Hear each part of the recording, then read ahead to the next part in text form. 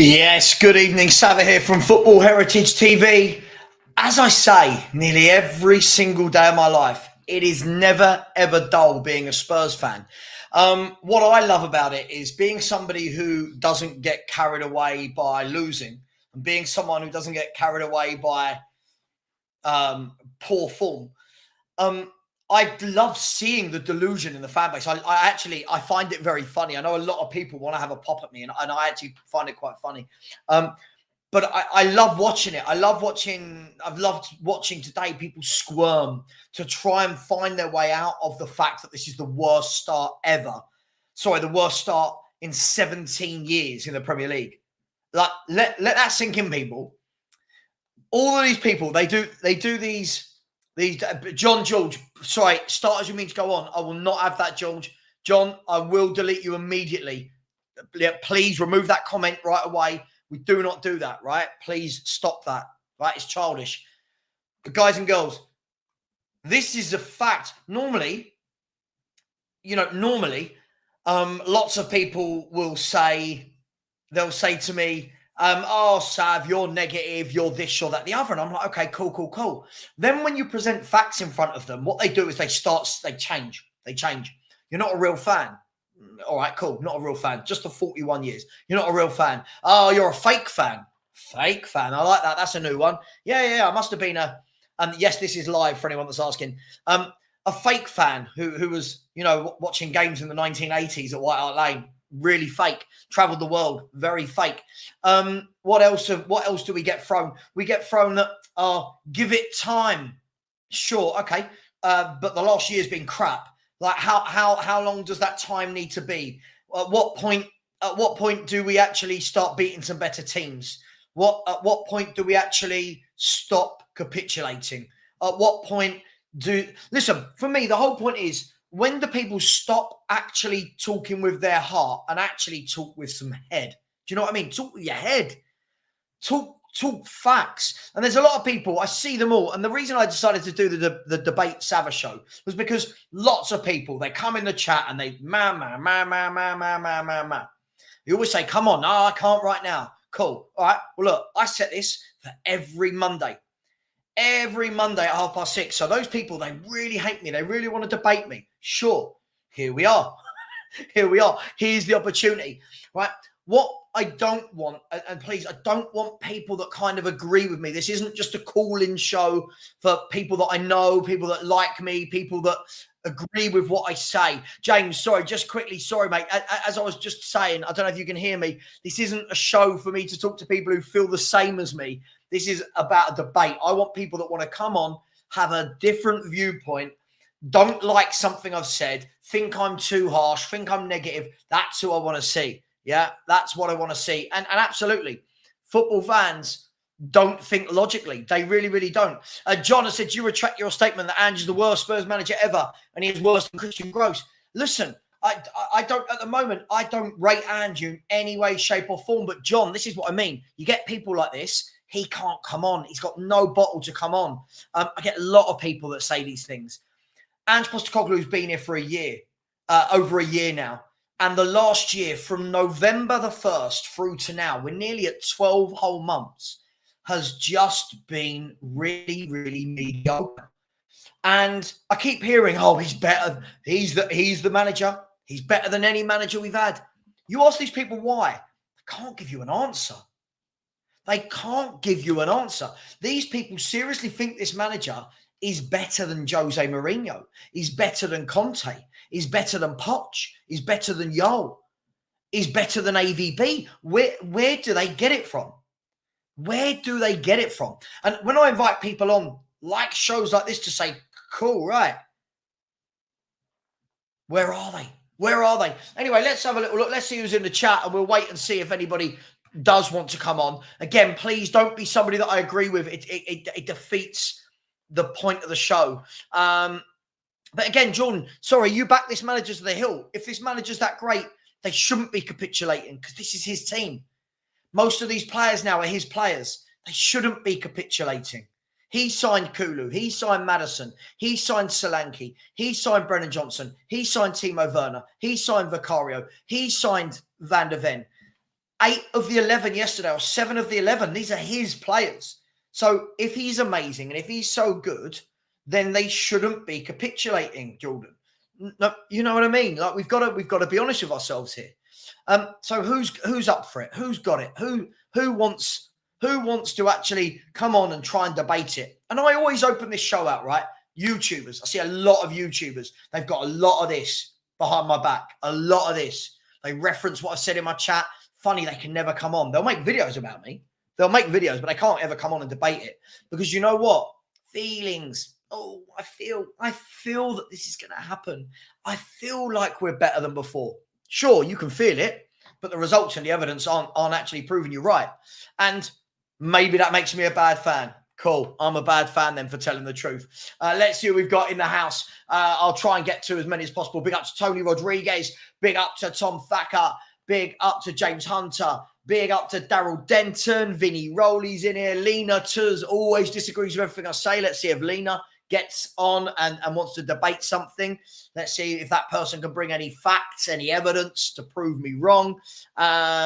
Good evening to Ryan G. Mark Cook is in here. We need someone who has Ange in to go on. Do you know what? It's not even for me about Ange in or out. I said earlier, I'm not even Ange out. I'm just Ange don't care. That's where I'm at with it. Ange isn't going to go. Too many fans love this man for no reason. For me, I'm at the stage now where I just don't care. I'm acknowledging he's going to beat the teams in the bottom half and he's going to lose most of the games against the teams in the top half. I've come to peace with it now, and I've got all the evidence that tells me I'm right by this. I keep hearing that we're much better than last year, but the points don't suggest that. The results don't suggest that. But apparently we are better than last year. They never will, James. James, they never will. Yeah, they never will. They never will. Big up to Kate Rixham. How you doing? Hope you're well. Big up to Mojo Matzi in the chat. EJH is there. Palmsy in the chat as well. They said, I'm similar to Anginas. I believe I'm going to be Japanese Prime Minister, although I've never been to Japan and I don't speak Japanese. I think, listen, I kind of admire it, right? I admire these people that just say nice things. I do. I like it. But as I said, all for the last 2 weeks, credit where it's due. We've won those 5 games, all against poor teams. The moment we play a decent team, the moment we're under a bit of pressure, the team crumbles. Ange crumbles as a manager. His in-game management is some of the worst I think I've ever seen. I truly think it's woeful. He's watched us go from 2-0 to 2-1, not changed anything. 2-1 to 2-0, doesn't change anything. 2-0 to 3-2 to them, doesn't change anything for another 15 to 17 minutes. What are we doing here? What are we doing here? Top managers. You think Jose Mourinho sits around and doesn't try something? You know, it might not always come off, but he's got to try something. This guy's answer was to wait to go 3-2 down, then bring on 2 box-to-box midfielders. Like, what are we doing? Not allowed to say it, though. Not allowed to say it. People do not like the truth. Not allowed to say it. Mark said, yeah, don't want fluffy nonsense. Tell us how bang average we are. Listen, I just think we're a good team on our day. On our day, we're a good team. How many times do we have our day? Joe, I know, Joe, do you know the funny thing is, the more I've said this over the months, the more people are actually now starting to go, hang on, yeah, oh, you're not negative like we thought. Actually see what you're saying. Well, because I wasn't lying. I just wasn't going, oh my God, I love Spurs. I love Spurs. Ange is amazing. I find Ange to be a really arrogant man. Like, there's nothing likable about him in press conferences. I don't think there's anything likable about him on the touchline. I don't know in his interviews. I don't see what the love for this man is. Lena said, either way, all that matters is where we sit at the end of the season. I couldn't care less about the Premier League. My heart for the season all lays in the Europa League and domestic cups. Sure, but this is the difference. Lena, how long you supported Spurs? I don't know if you know, our chairman don't feel like that. Our chairman's not going to turn around and go, don't worry about the Premier League. I care about the cups. He's not going to do it. We all want to win a cup. But that shouldn't mean that we're poor in the league at all, should it? Fans were telling me all summer, you're negative, Savva. We've had a great transfer window. These are young generational players. Doesn't even bring them on. Big up to Ethan Bates. Very, very generous of you, Ethan. Thank you so much for the super chat. I said big up. I know Romero is getting a lot of flack, and rightly so, but the entire back four was horrendous, specifically Adogi, who had his worst game. Look, I agree. For me, I thought the whole back four was dreadful. I think you saw yesterday just how disorganised they were when they played against proper wingers. Yesterday was probably the first game this season where we played against two out-and-out wingers that want to run at you all game. And we struggled. We struggled against it massively because Porro is not a right back and Adogi is not a left back. They are wing backs that are programmed to go forward. And Romero, don't get me started on Romero. Don't get me started on him. For me, he is one good game, one bad game. One good game, one bad game. People want to call him world class. I have no idea what they're watching when they call this man world class. He's constantly caught out of position.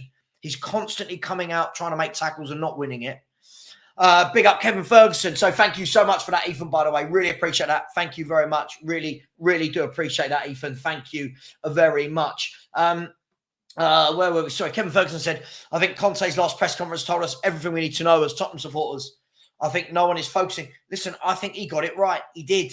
He did get it right. And for me, nothing has changed. I think we can pretend it's changed. And let's be brutally honest. I don't care what anyone says. Ange gets all of this love because of 10 games last season. No one cares about the year. No one cares about the year since that. It's the 10 games. If we can go back to being that team was unknown. Teams didn't know what to do against us. Now they've figured us out.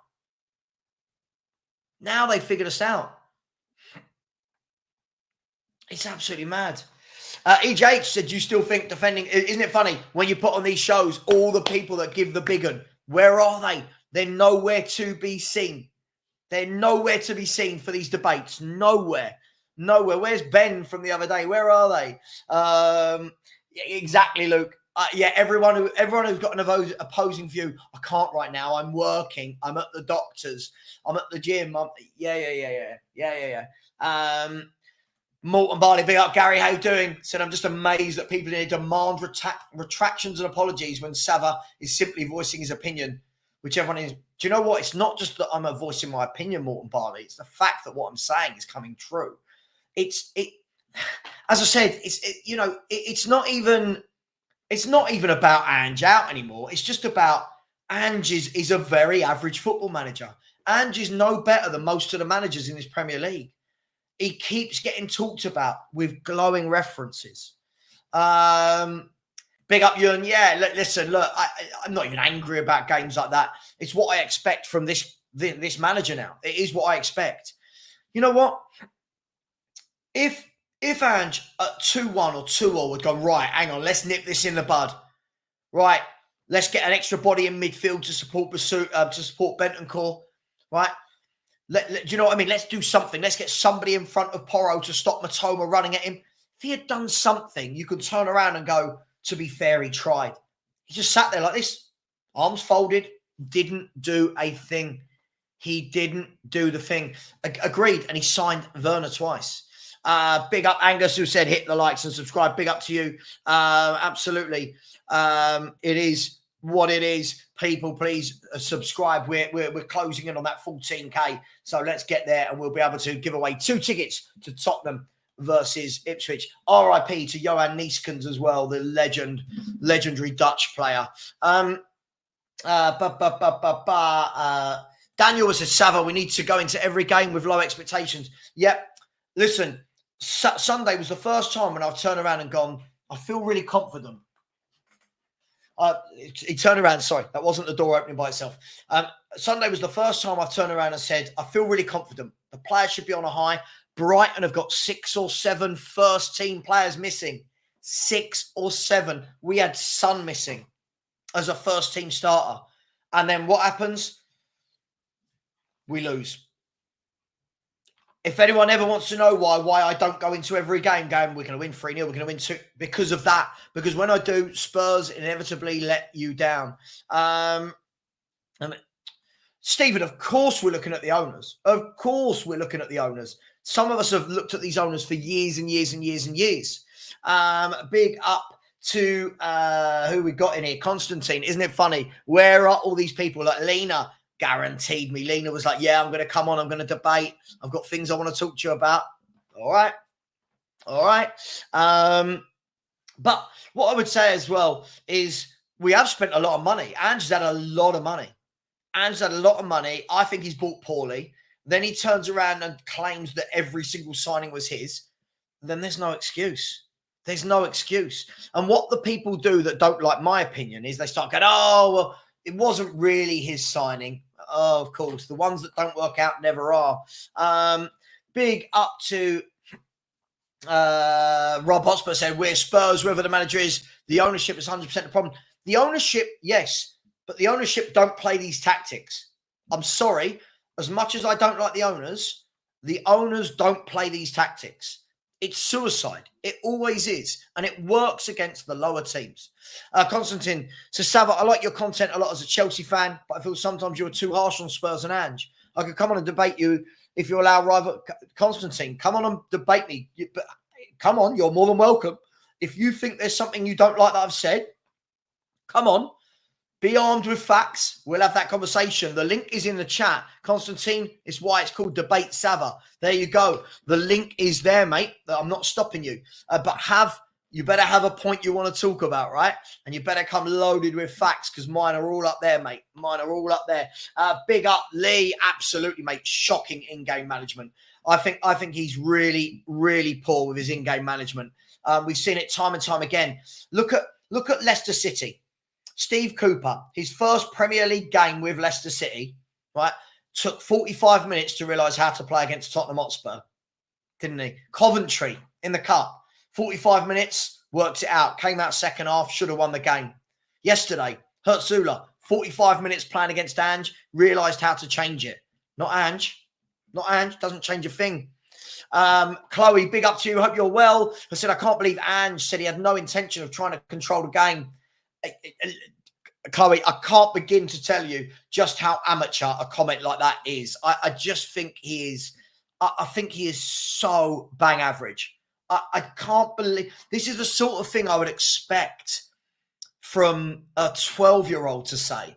Yeah, don't worry, we don't want to control the game, just not end to end. It just beggars belief.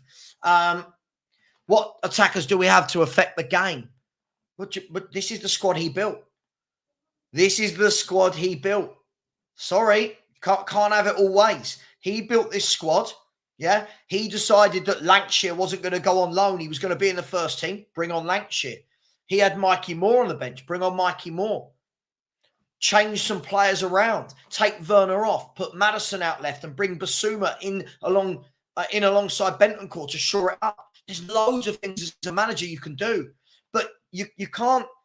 We can't praise his transfers and his windows and his management ability. And then every time we don't do something, we say, what could he have done? It's not right. Elliot said, Jose doesn't stand on the touchline all quiet, shaking his head. He shouts, but then his tactical awareness is better. Of course, you're talking about a world-class manager versus an average manager here. Let's be fair. Jose Mourinho, look at the squad Jose had compared to this squad Ange's got. Madness. The Sheriff, big up Mark Cousins. How you doing, bro? Said always reactive, never proactive with his decisions. Mate, I don't think he's reactive or proactive. I just don't think he does anything. He just sits there. And Luke, absolutely. Lena said the culture set of the club, the little things, the overall mentality and passionate desire to win isn't at the front foot of our purposes as a club. Levy and Co is the reason. Oh, Lena's now, all the excuses are coming out now. All the excuses are coming out now. Sorry, Levy doesn't pick the tactics. There we go, Fia. I love this person. So scared to come on, but let's see. Savva, do you have any rebuttal to my point of Spurs having more points versus the same opponents this season compared to the same fixtures last season? So, Theo, technically you're wrong because last season, the first promoted team we played was Burnley, where we won 5-2. The first promoted team we played this year was Leicester, where we drew 1-1. So actually, the points are exactly the same. And if this is your excuse for the worst start to a Premier League season ever, please go back and support Celtic. I'm embarrassed for you, Theo. The link's in there. Come on and debate this point with me. I don't need to rebuttal such a stupid point. This is the worst start to a Premier League season for 17 years. Theo, 17 years. Have you got any rebuttal for that? Theo, I'm going to show you something else. Look at this. Theo's talking about, compared to last season. This time last season, does anyone know where we were in the league? Look at that. Look at that.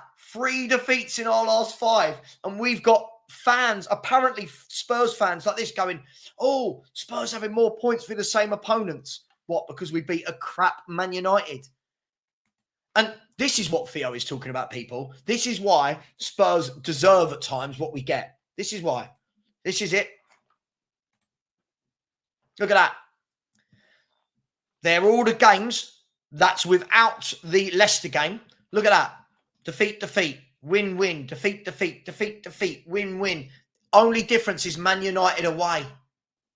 And if we really, really, really want to crow about beating that Man United team who are in a shambles and have an actual emergency meeting tomorrow where they might be sacking their manager, wow. You know what I mean? It's madness. I have no idea. I have no idea what this Ange loving. I don't know where it's come from. He's not done anything as a manager to get the love and respect he's getting. I just don't know where. I don't know where this is coming from. So again, where are these people? Where's the Lenas? Where's the Theos? These people that they talk a lot all week. I'll debate you, Savva. I'll debate you. Come on, Em. Let's hear it. Where are you? Where are you? Or as someone once famously said, let's be having you. Where are you? Carlos said, keep up the great work, Savva. You are turning heads in the fan base and more will wake up. Listen, at the end of the day, Tottenham Hotspur, have been in my blood for 41 years. Just because I don't always say nice things about them, because I tell the truth, doesn't mean I'm not a Spurs fan, right? And some of these fans now are starting to wake up. Some of them are starting to wake up. This guy, here we go, Savva, bringing on more defenders invites on more pressure and you could be even more likely to concede. I mean, who are you? What are you talking about? Brighton started to overrun us in the midfield. Brighton started to overrun us out wide. You have to tactically change, Theo. Stop backing a loser.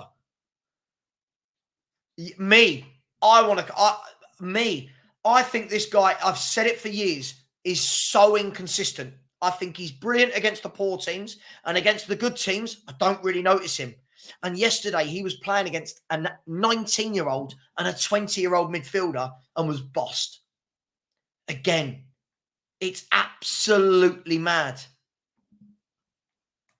People forget the 3-3 draw against the Saints, which Conte right before his wonderful fire press conference. Jose and his 3-0 defeat away to Zagreb. Common factor. Oh, Lena, it's funny. Your stance has changed completely. Now you've shit yourself and can't come on. You've shit yourself. Listen, those managers didn't have as good a squad as what Postecoglou's got. Did you see the defences those two managers had? And they still had better stats and results than this manager. It's absolutely madness. Even as they come on, Savva, we all know you chose the exact times the trolls will work. I know, mate. It cracks me up. Where are these people? Where are these people? There we go. Look, Bobby, we ran and worked so incredibly hard in the first half. Of course, we then had nothing left in the terms of energy in the second half. Bobby, if that's the case, then don't do it first half.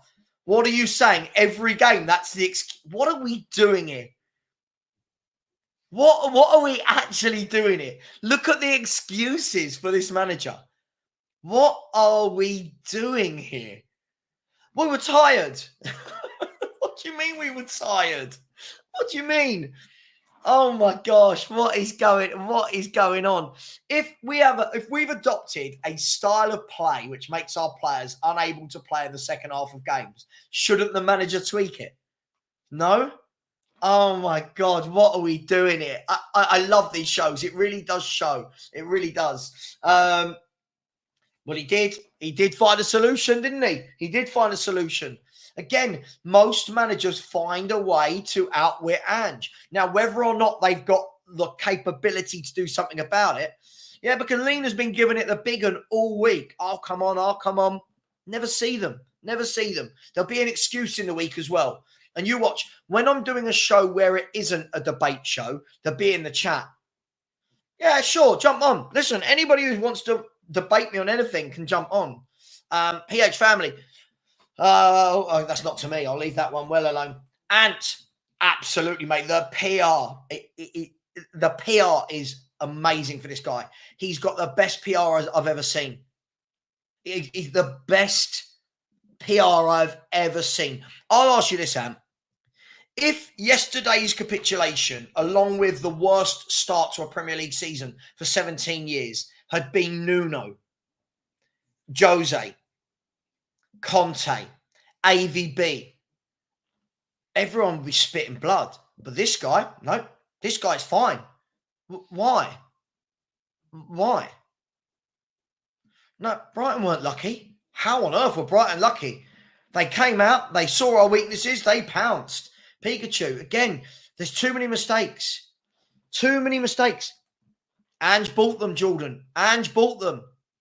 Ange, all the fans said they're Ange-type players. These players he's bought, they play Ange ball. Now it's, oh, they've got weak mentalities. Which one is it? Which one is it? We want to have it all ways. Daniel said, imagine Udogie and Porro playing winger instead of Werner and Johnson all day. Take it all day long. All day long. All day long.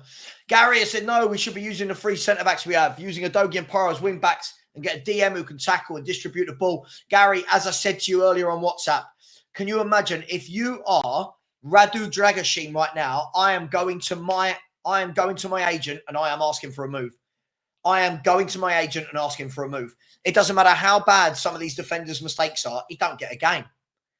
I'm not saying he's the greatest, but how many mistakes is Romero going to make this season before anyone actually goes, he's not as good as we think? It's absolutely mad. Listen, last week it was, yeah, we don't need Rodri. You've got Bentancur. Like, oh, my God. Yeah, I keep hearing this as well. Where is it? I'm not knocking the young lad, but we bought this guy in as one of our big money summer transfer signings. Where is he? When the going gets tough, he's nowhere to be seen. He's nowhere to be seen on the pitch. He doesn't come on. Absolutely mad. It's absolutely mad. Coming on in 20 minutes. Be ready then. You invited me because we're clearing disagreements. You didn't think I'd show up. Yeah, I'm here. You should ask me questions. No, Lena. No. You've been saying a week, I'll come on and debate you. Cool. Come on and tell me what you want to debate me. No, listen, all you've been doing this all week. The whole point of this show isn't for me to set the debate. I'll debate anyone on anything off the top of my head. And again, there's still no one. What we're witnessing here, people, is all those people that love Ange, that chat nonsense, like Theo in the chat. Yeah. Nowhere to be seen. When you ask them to back it up, bit of evidence. Nope. All the YouTubers. Where are they? Where are they? I'm calling them all out. Anyone. I don't care, from whatever channel. Here's your opportunity. Come on. Talk to me about Ange. And I'll tell you the evidence as to why he's not a great manager. And I said if it was Nuno or any other manager, Conte, for example, they would have had a knife to their neck. Absolutely. This is what I don't get. And this manager gets away with it. Big up, Perchy in the chat. So you lot crack me up. This manager could lose 5 on a bounce and it wouldn't be super duper Ange's fault. I think this is amazing. These fans have the club they deserve. Espanyol 1-2-1. Great weekend. Mate, honestly, it is. I don't know. I don't know what has to happen. He never takes any blame. Look at this. Look at this nonsense. He's well spoken and more familiar than all our other managers. Absolute goal for his fan base is the offensively deceiving football. Lena, he's not well spoken. He's rude. He's arrogant. He's not. I don't know. Let me know in the chat. Does anyone enjoy Ange's press conferences or his interviews? Even when we win, I look at this guy and I'm like, I don't know. I don't resonate with him. I don't resonate with him.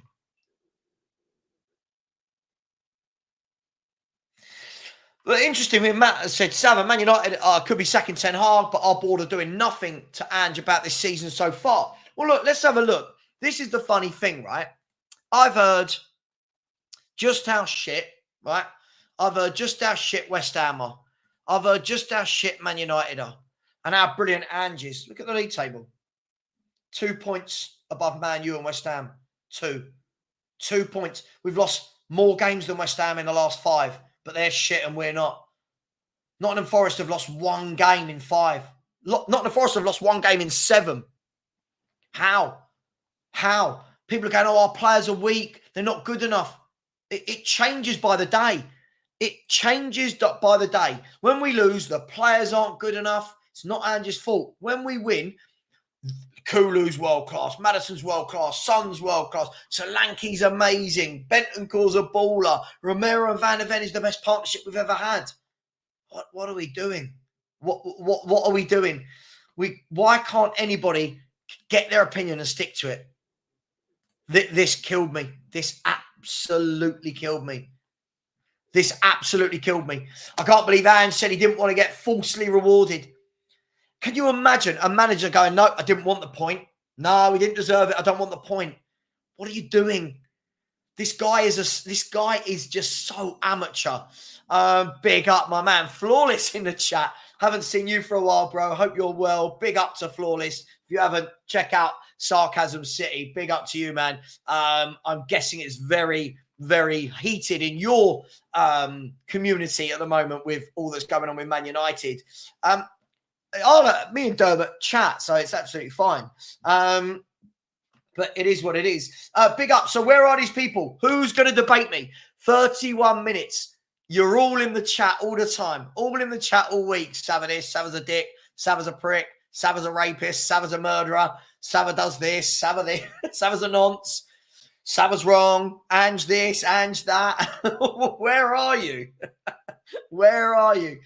Big up to my man, Flawless. Listen, a big up. Look, Flawless, it's funny, right? I started this show, right, dude, because so many people would hate me because I said Ange is amateur, right? And they're never ever available suddenly. It's funny. Acid Twin said, to be honest, I find him very likable as a human being. I want him to do well here. Doesn't mean he will. Doesn't mean I'll ignore mistakes, weaknesses, or issues. Fair enough. Fair enough. You can like. I don't resonate with him in interviews. I don't resonate with his nonsense. I'm going to show you what I mean by his nonsense as well. Look at this nonsense. What on earth is this man talking about? I could have made substitutions, but all these things are totally irrelevant to me. Substitutions and all those kind of things. If you're not competitive, it doesn't matter what you do. You're not going to get rewards. You don't deserve to win. We didn't deserve in our second half performance, irrespective of subs or anything else, to get something out of the game. Basically, you're falsely rewarded, and I don't want to get falsely rewarded. I'm sorry. Your job is to get results, Ange Postecoglou. Your job is to get results. It is absolutely mad. This man is sitting, telling the fan base he didn't even want a point. And fans are going, oh, I like Ange. I love Ange. And what Ange does. And Ange is telling us about winning mentality. Winning mentality. This man's saying it doesn't matter what you do. Of course it does. What did Brighton do when they were 2-0 down yesterday? What did Brighton do? Changed it, made substitutions, changed it, went on and won the game. Not for Ange. Substitutes don't do anything because we didn't deserve to win. What are we doing here? What are we doing? What are we doing? Yes, people think he's Poch. He's not got a patch on Pochettino. This guy, and I didn't even want Poch back, by the way. This guy isn't a patch on Mauricio Pochettino. Tactically, technically, the way he is with the press, this guy's not a patch on him. There you go. You've heard me say this all week. The talk doesn't match the walk. Absolutely. It's just madness. And again, I'm past the point of Ange out. I'm literally Ange don't care. Because all the while he's got this massive, massive backing of the fan base. They love him. They love him. I just don't get it. I know, my mate, absolutely, Wyndham Earl. falsely rewarded. Have you ever heard anything like it?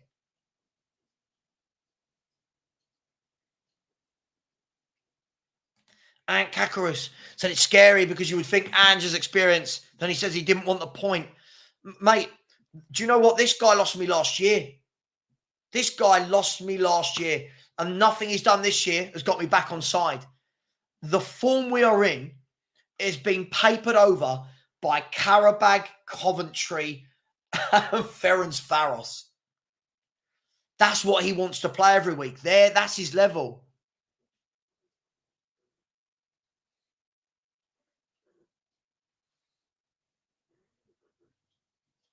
I don't get it. I don't get it. Peter Simon said, I agree with Savva. Listen, do you know what? I want a few people. I want a few people to disagree with me. But I see loads of people, they make these videos about, oh, everyone's complaining and they're not real fans.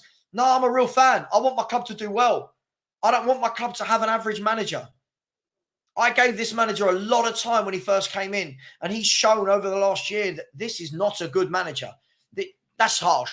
This is not a great manager. This is a very average to amateur manager for me. Foxy said, you would think Ange is one of the biggest trophies in the world. How arrogant he comes across. Reality is it's J-League and SPL trophies. Absolutely. By the way, guys and girls, please do smash that like button as you come into the room. We're at 124. There's nearly 400 of you in the chat. We should have at least 200, 250. Listen, the link is pinned. The link is pinned. Let's see if there's going to be anybody that comes on that disagrees with me, that wants to have a chat, wants to debate Ange. They can debate Levy. They can debate the players, the Romero jobs, whatever you want to do. I'm here. I'm here for it. I'm right here. I'm putting my face to a camera and I'm here and ready. Yeah? I'm not a keyboard warrior. I'm here. Yeah, dude, listen, I've changed my number. Just trying to think how you can get it. Flawless. Email me. My link's in the bio. Email me and we'll do a show together. Email me. Big up, Flawless. Carlos has said, I don't like the lack of eye contact he gives personally. Something's off about his character. Look, I just don't warm to him in any way at all.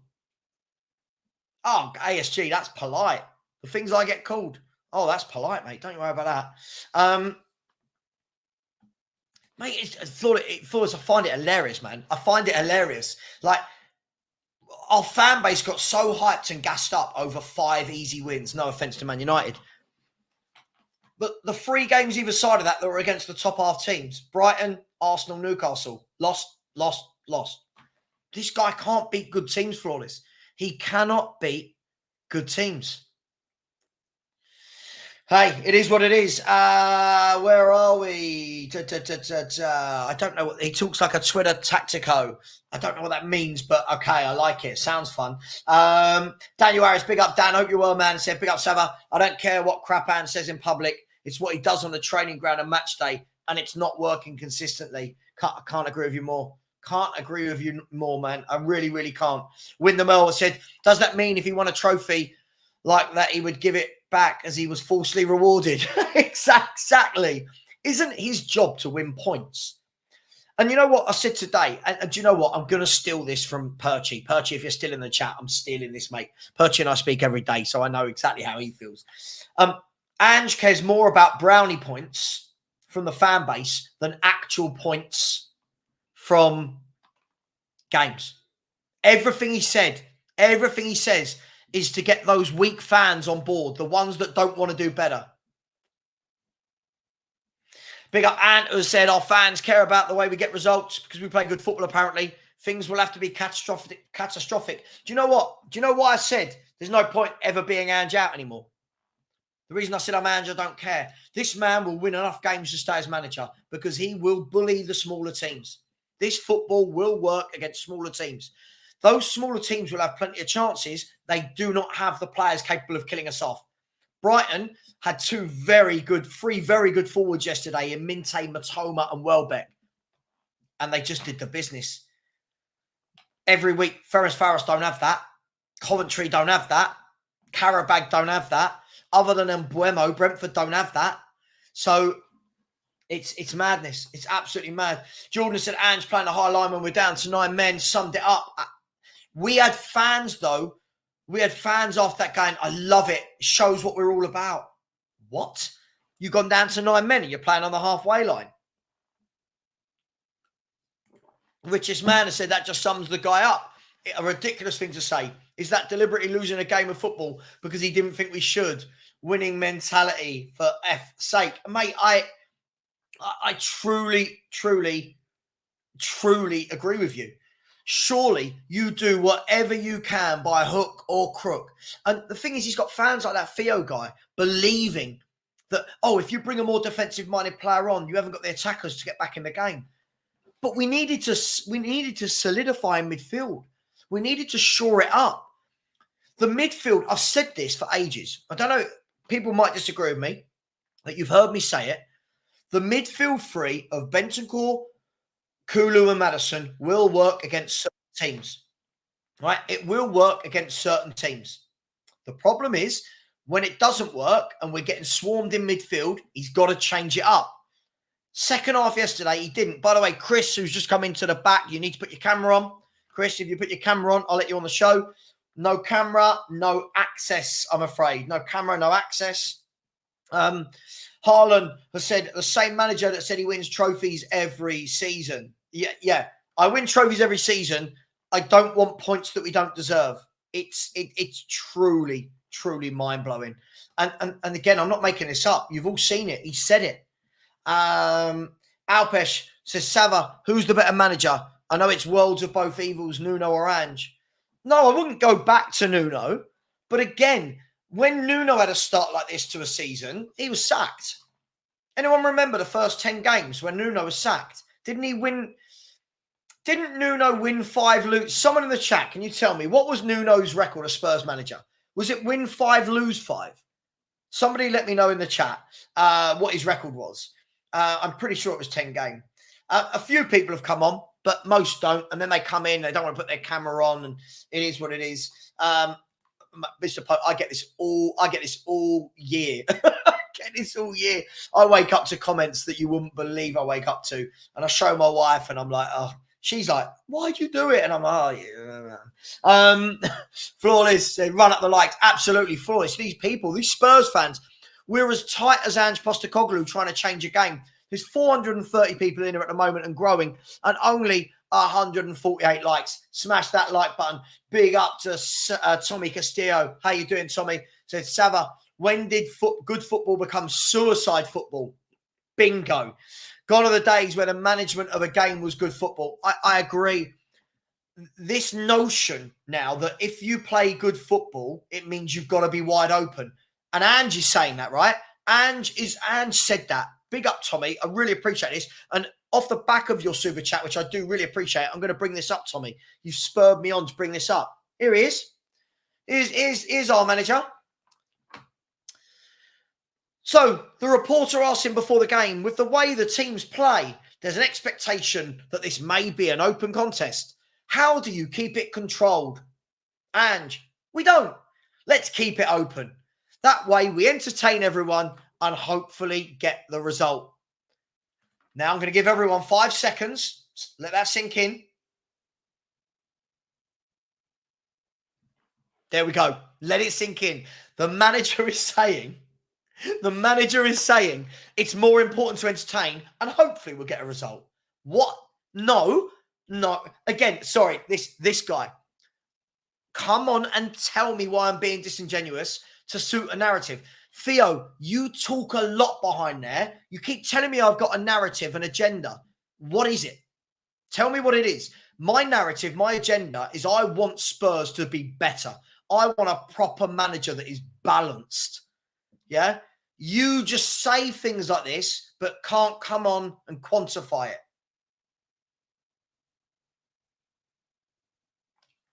Come on and quantify it. This is what I mean, people. This is what you get. You get these fans. I tell you, this guy lives in Australia. I could see it a mile off. He told me yesterday before, when I said to him, where do you live? Oh, I live in Australia. Shock. Oh, Ange is the best. Yeah, because you live in Australia. What are we doing here? The swing squad, big up to you, has said there still seems to be detachment between signings, use of them, and what we as the fans are told. I don't believe for 1 minute Ange wanted these. That doesn't excuse his naive setup. Do you know what? The worst thing is, if he didn't want them, he shouldn't have come out and said, I chose all the players. He's put a target on his back. He's put a target on his back. I agree with you to a degree, but this guy, again, by trying to keep everyone happy, he's made himself look a bit silly. He's made himself look a bit silly. Let's see. Theo, where are you, mate? Everyone's seen you. You're having a pop at me in the chat. Where are you? Theo, come on, mate. Come on, the link's there. It's pinned. I cannot believe 45 minutes in. Where are all the haters that I get all week? All week. I just get so much hate. I'm going to debate you, Savva. When's your next debate show, Savva? Oh, man. People are saying spot on Perchie. I'm just going to agree with what Perchie said without seeing it. I know his faults. I know Perchie's faults as well as my own. Weak fans, pot, kettle black. Okay. Danny, boy, could you quantify that? You want to come on and tell me what you mean by that? Or are you just going to say something that's really cryptic? I mean, it's fine. I just have no idea what that means. Howard has said, sorry, Savva, I'm Ange out and always have been ever since the Chelsea game. Wow, interesting. Where's it's the post office here? Oh, I thought Mr. Box Office, sorry. Yeah. Stephen has said, I don't change, mate. It's who we are, mate. So other teams make adjustments and he just stands on the sidelines, silent, unable to manage a game. Bielsa 2.0. Once found out, you're screwed. Agreed. But do you know what the difference is? This guy's going to win enough games against the lower teams. This will keep him in the job. Dan has said, Brighton's manager watched us train last year, learned Ange Ball in one day, improved on it and beat us with it. Ange Ball. This whole Ange Ball thing is mad. Michelle has said, Ange ain't winning jack shite. You don't have to tell me. Listen, if Ange wins something, I come on and go, I was wrong. I just can't see it. Look, I don't know but he doesn't beat good teams. I think in the last year, he's beaten one good team. Hasn't he? Aston Villa away. Has he beaten anybody else in the last year? I really don't think he has. I love this. I said to my wife earlier, I said, I've got this feeling no one's going to show up. And she was like, I'll just go on anyway. I was like, yeah, I will. But, it's Joe. I said, there's tons of stuff I want to debate. Problem is, Savva never says those deluded things. Listen, do you know what? People hate me in the community because I don't just run along with a narrative. So when you've got people like Theo going, oh, you've got a narrative. I don't. I'll call it as I see it. Brilliant versus Man United. Appalling versus Brighton. I'll call it as I see it, right? There is no agenda. I want every manager that takes this hot seat to be brilliant. But you know what? Ange isn't. So sorry, what was did anybody get those details of Nuno? Perchie, could you let me know? Can you WhatsApp me or something? I know you've always got these stats flying about. By the way, guys and girls, where are we? Oh no, let's get rid of that. That's a LinkedIn message. Here we go, guys and girls. Let's cover all the other details. 13,870. We're 130 away from 14K. 430 of you in the chat. Can you at least help me get to 13.9K? That's 30 subscribers tonight. Can we do it? Once we get to 14K, I'm giving away 2 tickets to Tottenham versus Ipswich. 2 complimentary tickets, Tottenham v Ipswich. And the person who wins those tickets will also win a shirt of their choice with the name and number on the back of their choice. Theo is at the gym. So yes, help me get to 13.9K. This manager is hilarious, says Perchie. He's a meme. David Brent of football. This guy is hilarious. I almost want him to say, it's getting like that. It's getting like that. Flawless, I'm waiting for them, man. I'm ready. I'm here. I'm prime. And do you know what the thing is, Flawless? I said any YouTuber, all of these people on X and on Instagram that I see talk about me. Oh, that Savva prick. That Savva dickhead. Cool. Where are you? Let's have the chat. Let's have the debate. I won't call you names. Come on. Let's chat. Exactly, Eunice. He's telling us we're going to lose, but it's okay because we're playing attacking football. And most of the fans lap it up. Most of them lap it up. Marios, big up to you, my friend. I said, I'm the same, Savva. I'm not Ange in or out. Yes, another manager can come in and may play with a balanced philosophy, but ultimately the same flaws will creep in as the rotten DNA runs deep. Sure. I just truly believe that there's managers out there that can be balanced and not play so gung-ho. I don't think you're Phil. I don't think you're understanding what Perchy's saying. He's taking a piss. He's almost saying it's hilarious how we act as a fan base and a club. It's hilarious watching this. It's hilarious seeing that if anybody else had done that yesterday, people would be calling for their heads. He's had a terrible year. Sure, but can you tell me what were the first 10 games? I want to know what his first 10 games looked like. Was it 5 wins and 5 defeats? What was it? 7 defeats and 3 wins? I'd really like to know. I agree, Michelle. He does. He keeps putting targets on his back. He keeps saying really silly things. He really does. Thank you to the one person out of the 430 who subscribed. Big up to you, whoever you are. Thank you. Angus, I don't know why you would want to debate me on Romero. I'm not going to sit here and stick up for Romero, another defender who I think is massively overrated by our fan base. Cootie. Everyone says, don't they? I see everybody in chat rooms. Cootie. This guy, how many goals is he at fault for this season? Can't say it, though. Can't say it. It is what it is. Where are we? Look, if that's what Ange wanted to do, if that's what the club wanted to do, then you've got to play them, right? You know, you've got to play them. Gus Parker said, "Screw Ange ball. We need football." I agree. Is it too much to ask for a manager that actually concentrates as well on the defensive side of football? I've never seen a manager negate the defensive side of football, possibly Bielsa. Other than that, I can't think of a manager that negates it the way that Ange Postecoglou does. And there's this aura out there in the media that Ange is, oh my God, Spurs play brilliant football. Well, if you're a Spurs fan and watching games like yesterday and against Newcastle and against Arsenal and at the back end of last season when everyone was smacking us up 2, 3 or 4, it's not fun. I'll be honest with you. Quinny, how you doing? I said, Ange will win Spurs manager of the season. Well, unless he gets sacked before Christmas, then the new manager will win it. I don't know. I keep asking this as well. What is Ange ball? Do you know what Ange ball is? Ange ball is you have 45 minutes of looking good, 45 minutes of energy, and then the other 45 minutes, we just look down and out, and teams start to get lots and lots of chances against us. Get Vindaloo on your show, Savva, he's in the chat. What would I debate Vindaloo can come on if he's got something he wants to debate me on. So Nuno, first 10. He was sacked for winning 5, losing 5. Right? So Nuno, winning 5, losing 5. Right, let's have a look.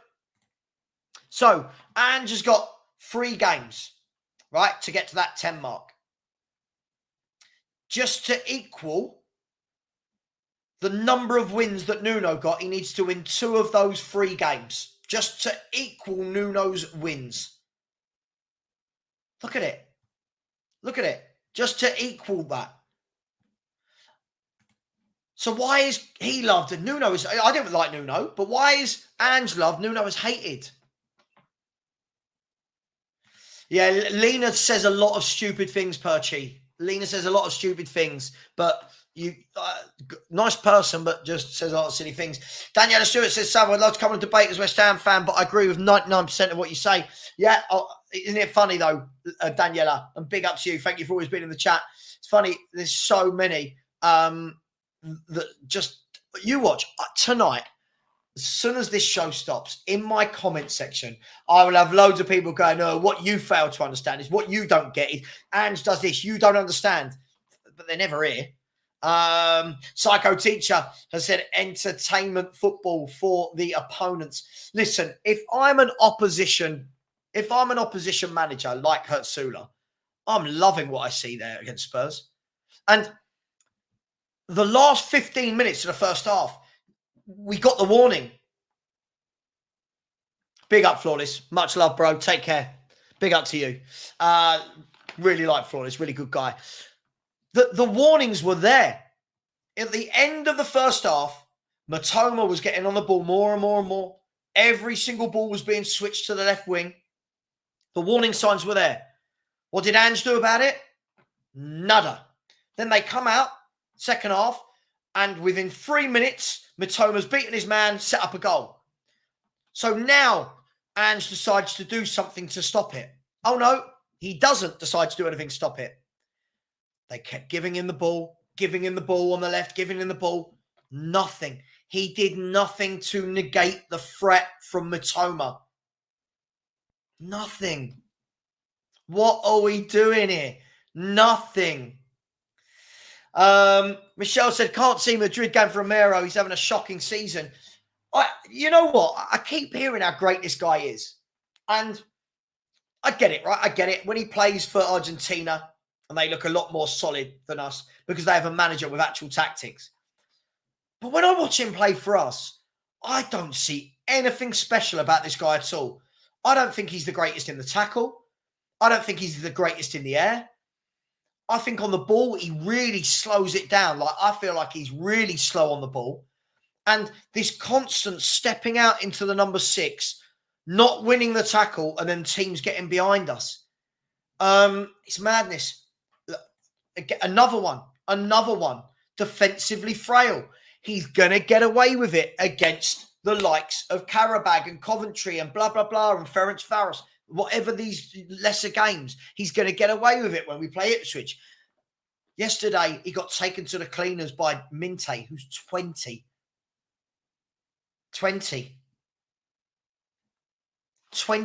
Yesterday, they had a 22-year-old goalkeeper. Their midfield two, one was 19, one was 20, and their right winger was 20. But apparently we're in a youth project. Where was ours? Where's Bergvall? Generational. Where's Gray? Where are these players? Why did we bring them in if you're not going to play them? Why not out on loan? Adam has said after 3 games, Nuno was top with 9 points, 0 goals conceded. Rinketic, if you're going to come on, mate, you've got to have something to debate me on, right? Just so you know, you've got to have something to debate me on. This isn't just a fan phoning. Like, I'm just letting you know. So if you come on, you've got to have something that you disagree with me on and that you really want to debate, and I'm going to get stuck in. Just so you know. So it's up to you. I can let you on, but me and you agree on most things. I feel like it won't really be in the spirit of the show, if that makes sense. So if you want to type in the private chat, feel free. Deep in Soul says, Savva, do you think Ange could win the league with City? Nope. Absolutely not. Could he win the league with City? No.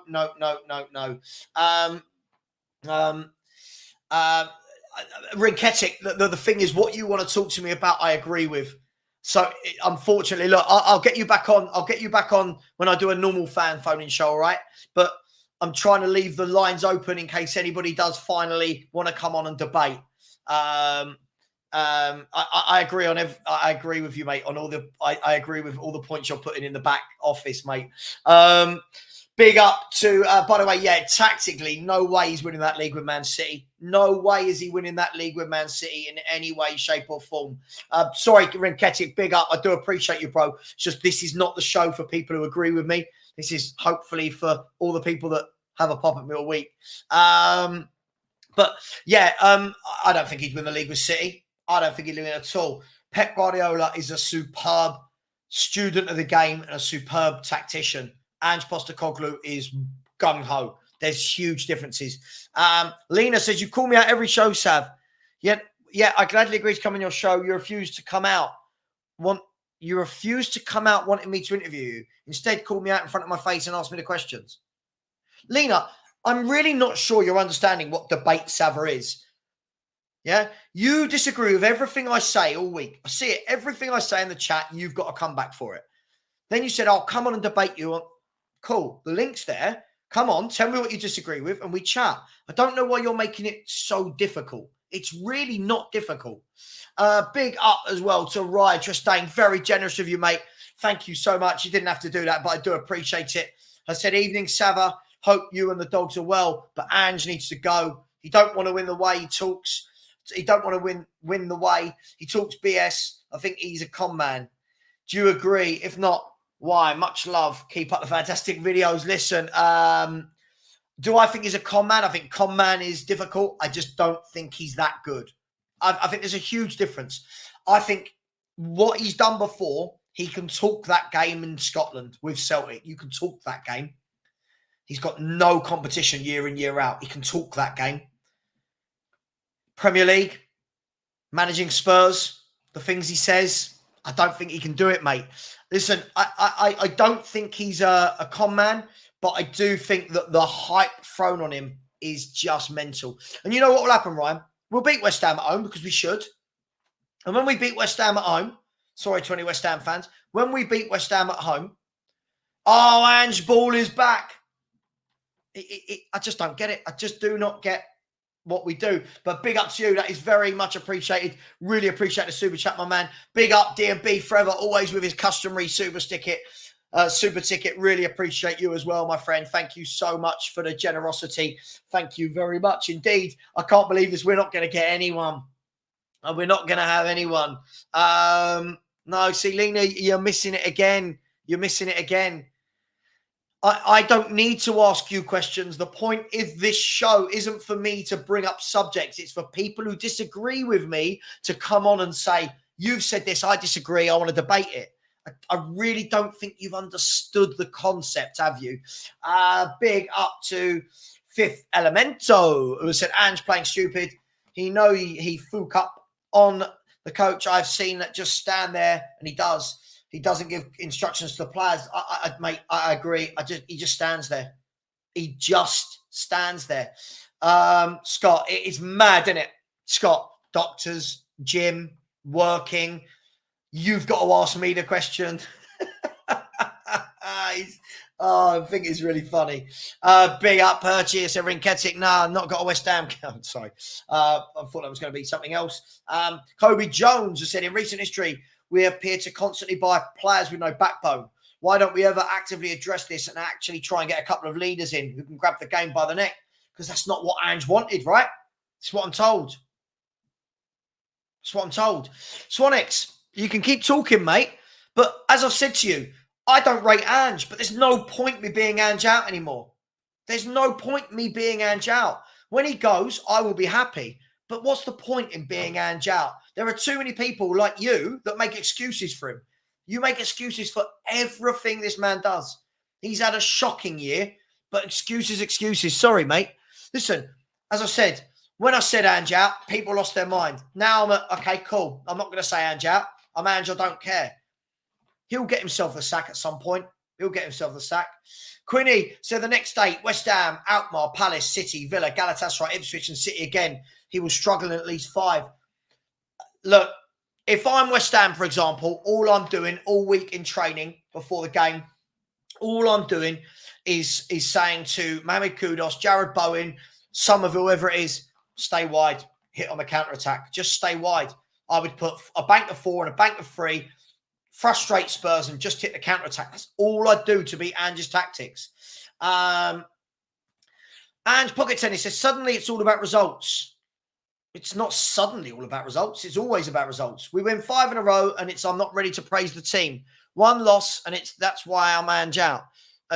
Again, if you've actually listened to Ange Pocket Tennis, never did I say that's why I want Ange out.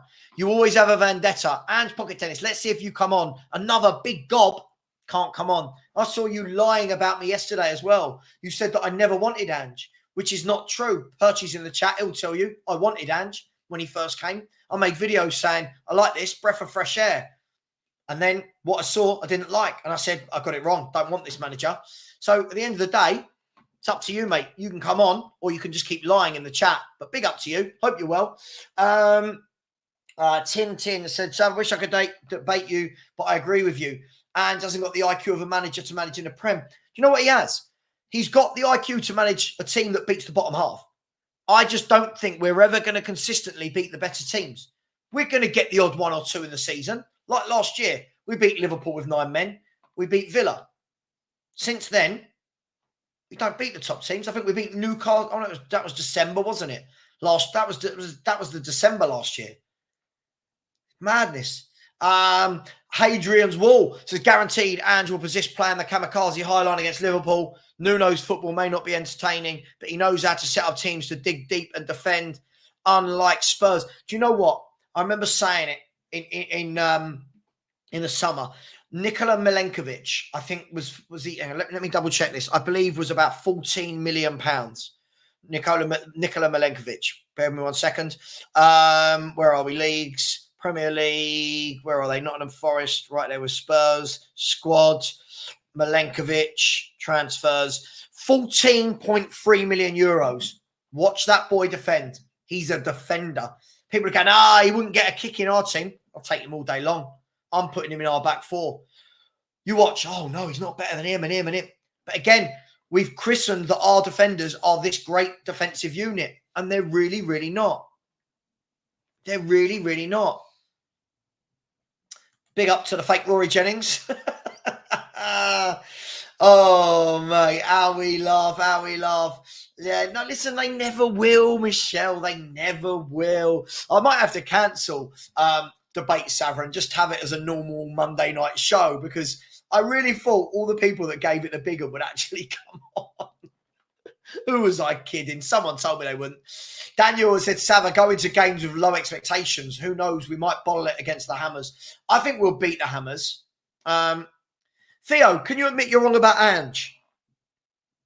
No. What am I wrong about? I've proved to you that I'm not. Theo, I'm going to block you if you keep saying stupid things and don't come on, right? I won't, but I should. You keep saying all these silly things that you can't back it up. As I said, right? Ange Postecoglou will beat the poorer teams and struggle against the better teams consistently. Now, we might get the odd win. We might beat Villa this year. We might get one win against Chelsea. But let's be brutally honest. Theo, yesterday, I'll call you out. Yesterday, Theo was in my chat, everyone, and said Spurs are in a title race. I'm negative because I don't think Spurs are in a title race. I don't understand Ange because I said we're not in a title race. That's what I'm dealing with here. Can you admit you are wrong about Ange? In what way? In what way? There you go. Look, Jack, I'm a real Spurs fan. 15 minutes. I keep hearing this. This imaginary 15 minutes is good, isn't it? 15 minutes. Listen, the show's going to end at 8 p.m. So you've got to hurry up. Do I want to debate who wins the league this season? Not really, Angus. I mean, we can. I'm not that. I don't support either team. I think City will, but I don't really care.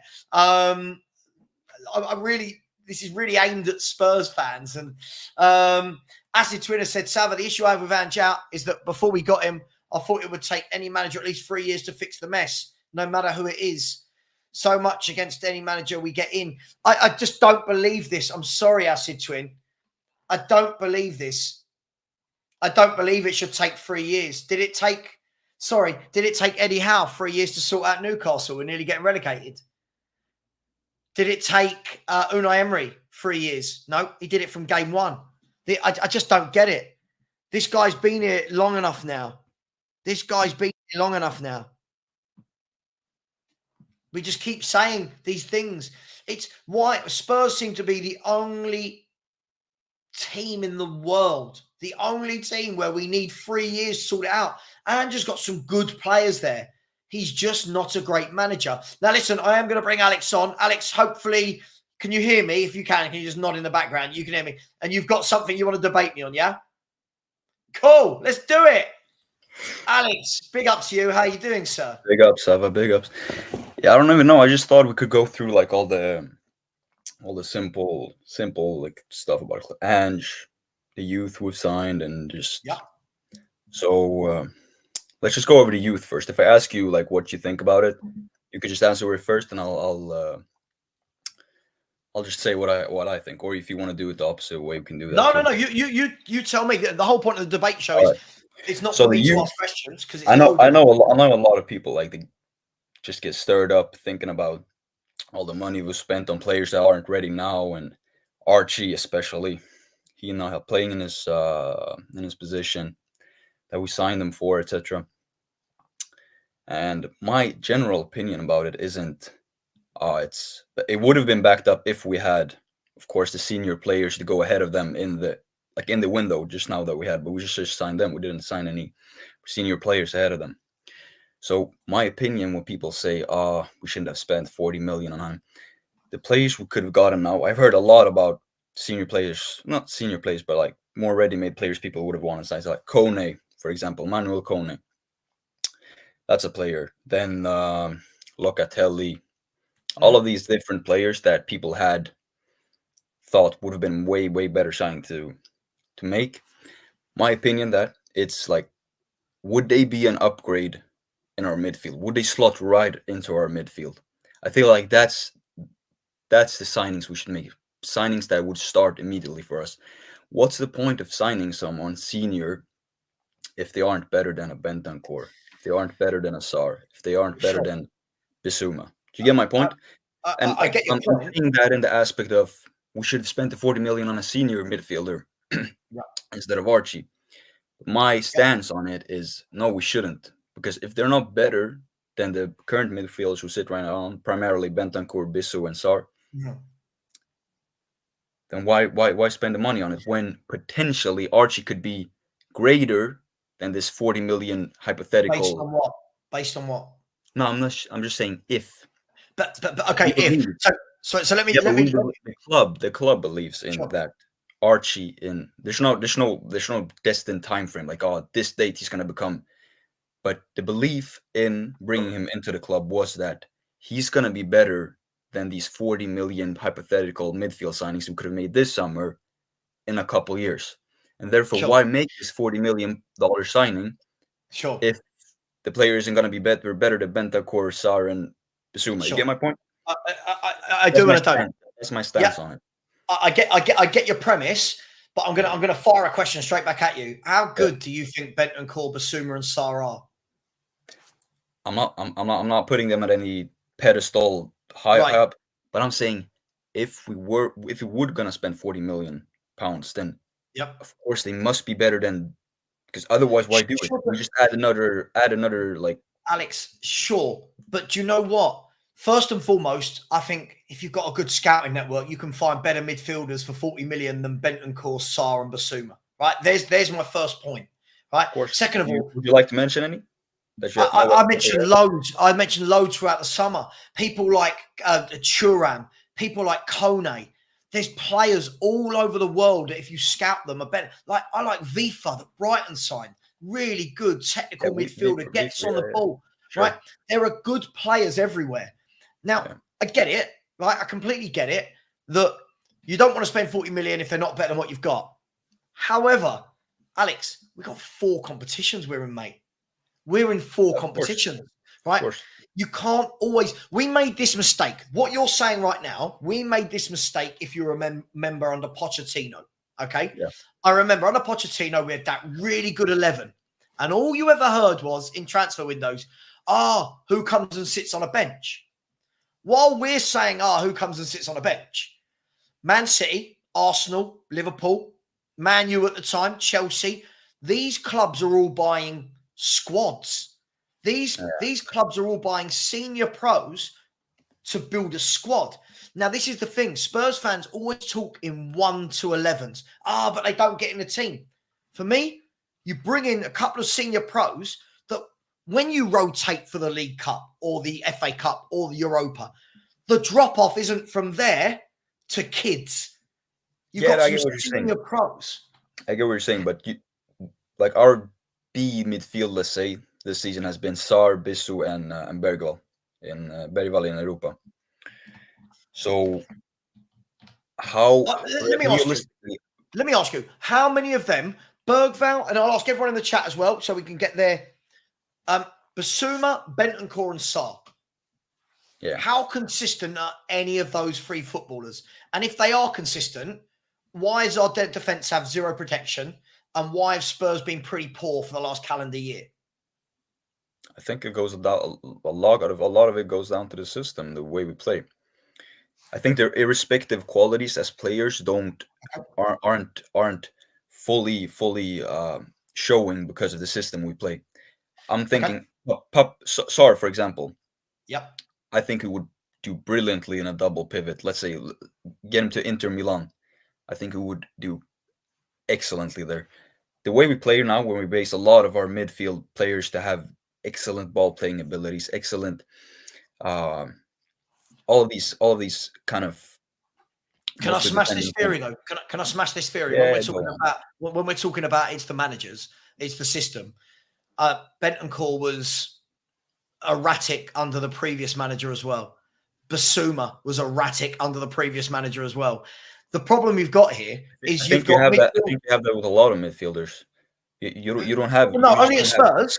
Only at Spurs. You have midfielders a lot. You have a lot of midfielders around the league that we don't watch them week in, week out. But if we did, we would have seen a lot of these erratic tendencies in them too. We would. Sure. Bentancur under Conte during that first, wasn't he our best player? I think he was our best player. But again, in that period when he was our best player, it was against all the poor teams. Whenever we play a good team, I don't see Bentancur. This is the difference. Inconsistency argument into it, but the problem we've got is, again, if we're going to use the Archie Gray thing, right? And again, I feel sorry for this kid. I really do. If you're going to spend £40 million on a what if he becomes good, then that means that we're never actually serious about the now. We're always looking to the future. For me, you're in 4 competitions. Go and buy some bloody midfielders and defenders for 4 competitions. Build a squad. Instead, he just bought loads of kids.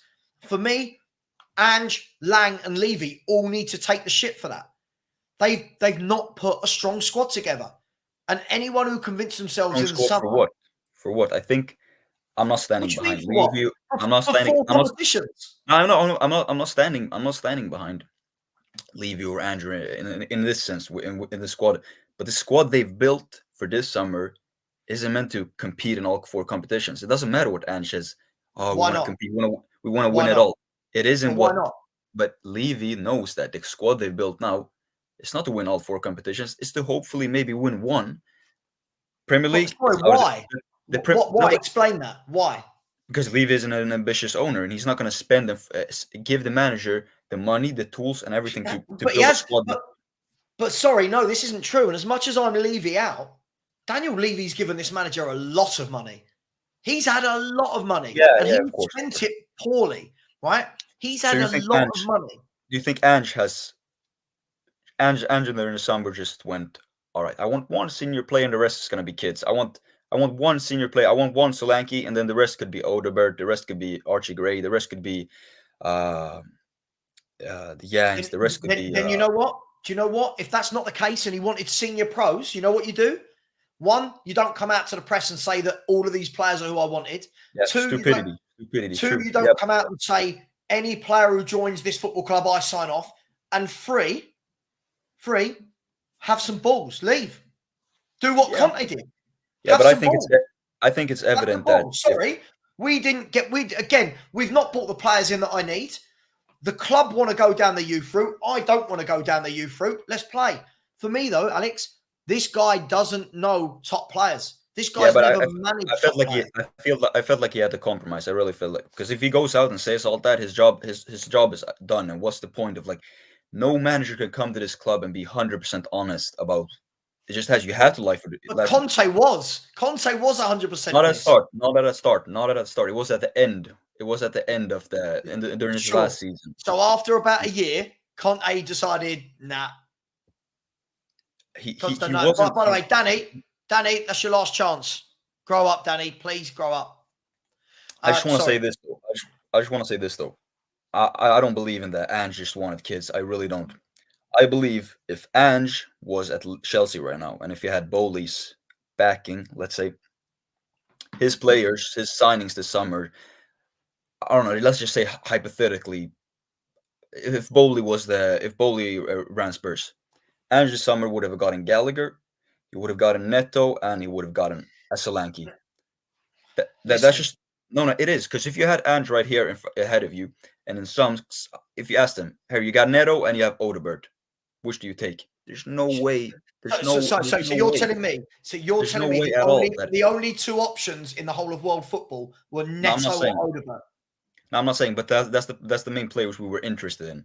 And if he could choose between those two, he would choose Neto. But the reason we didn't get Neto was But because of the. this is ifs, buts, and maybes. You don't know that for sure. At the end of the day, right? What was our offer? What was our offer for to Wolves? Wasn't it 40 million plus skip? And Chelsea went in the last day and offered a 60. Look, Chelsea are going to outbid anyone for a player. That's neither here nor there. But it shouldn't be. Alex, hang on. It shouldn't be. Oh, we didn't get Neto. Oh, we'll go for Odegaard. No. Ange, I'm sorry. Ange has said, I take responsibility. I wanted all these players. He has come out and said, Odegaard, someone I really like. I've chased him. I want him, blah, blah, blah. Don't come out and say it if it's not true. Yeah, no, I really can't stand behind him in the way he said all of these are my signings, etc. But I don't think he means this is the optimal signing I would have had for this position. I don't think that's what he's saying. Either way, why didn't Spurs bid for Gallagher? Why we didn't? Why didn't we? It's 40 million. I guess. It's 40 million. Yeah, I guess that was above our valuation. And if the club, I'm not just saying Ange right now, I'm saying the board plus Ange. It's just Ange has said it itself. He is the one who signs off on the players. He's not the one who scouts the players who then goes say out. No. Then say no. He signed Timo Werner twice. Say no. I've had him last year. I didn't rate him. I don't want him. Yeah. But instead, when he was asked before they signed him back again, he said, Timo Werner, no one can back him on Timo Werner. Timo Werner is absolutely the Yeah, but we can't pick and choose. We can't pick and choose which players we want to give this was Ange, this wasn't. I'm sorry. Look, at the end of the day. I'm saying he signs off on every player. He signed off Timo Werner, but a lot of managers have signings they just get rid of a year after. No, that's terrible. No, twice. Right. I'm saying I'm not backing him on this. No, I hear you. But in general, I do need to. Constantine's been waiting, and Alex is after that. But listen, Alex, I do really want to thank you for coming on. It's a good point. I guess we'll never know is the answer to the question, right? We'll never know what he wanted. I'm guessing if he writes a book further down the line, we'll see who he actually wanted. We'll see. But listen, thank you for coming on. Really, really do appreciate it, mate. And I appreciate that. Thank you. Cheers. Bye-bye. Constantine, he said he needs 2 minutes. If he's not there, I can bring on Swanix first. Swanix, I'll bring you on first. Big up to you, my man. Come on. Oh, my God. Let's do this. Okay, let me ask you a question, yeah? Last season, the first 10 games, the fan base was going insane. We're going to win the league. And you, one of the voice of reasons at the time was like, everybody, calm down, relax. It's the season just begun. Yep. A year later, 6 games in, and it sounded like you want Ange gone. And my thing is, what happened to those, a new season, give it 10 games, then we can kind of see where we are kind of heading. Before you jump into all this, I don't want to use the word negativity, but you do speak... You tend to speak more. You tend to speak about Ange more in a negative context than a positive context. So that tends to think that you're. Okay. Alex, let's be brutally honest. I am so far over towards Ange out, but as I've said, and no one's listening to me, right? Yeah. There's no point me saying it because half the fan base love this guy. They love this amateur PE teacher, right? Now, Swanix, to answer your question, right? The difference between this season and last season. After 10 games last season, it's his first 10 games in charge of a football club, right? Since then, you're looking and going, okay, what's it about? What's this ethos that you've implemented? What's this new mentality that you've implemented? Now that most of these players are yours, now that you've had them on the training ground every single day because we weren't in Europe, right? And you know what, Sonics? You know my problem with it is after game 10, it just went like that for the rest of the season. Now, you're thinking, okay, cool. Start of the new season. Are we going to do that? Nope. We've continued exactly where we left off. Hit and miss. No. Hit and miss. Yeah. Exactly. Jekyll and Hyde, hit and miss. Can't beat the good teams. We can only beat the lesser teams. Nothing's changed. The problem is those 5 games in a row, which we all sat there and said, name those 5 games. You've got to win all of them. They were there to be won.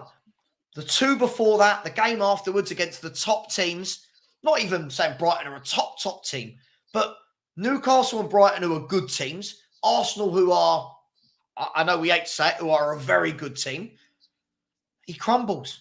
He has no answer. He has no tactics.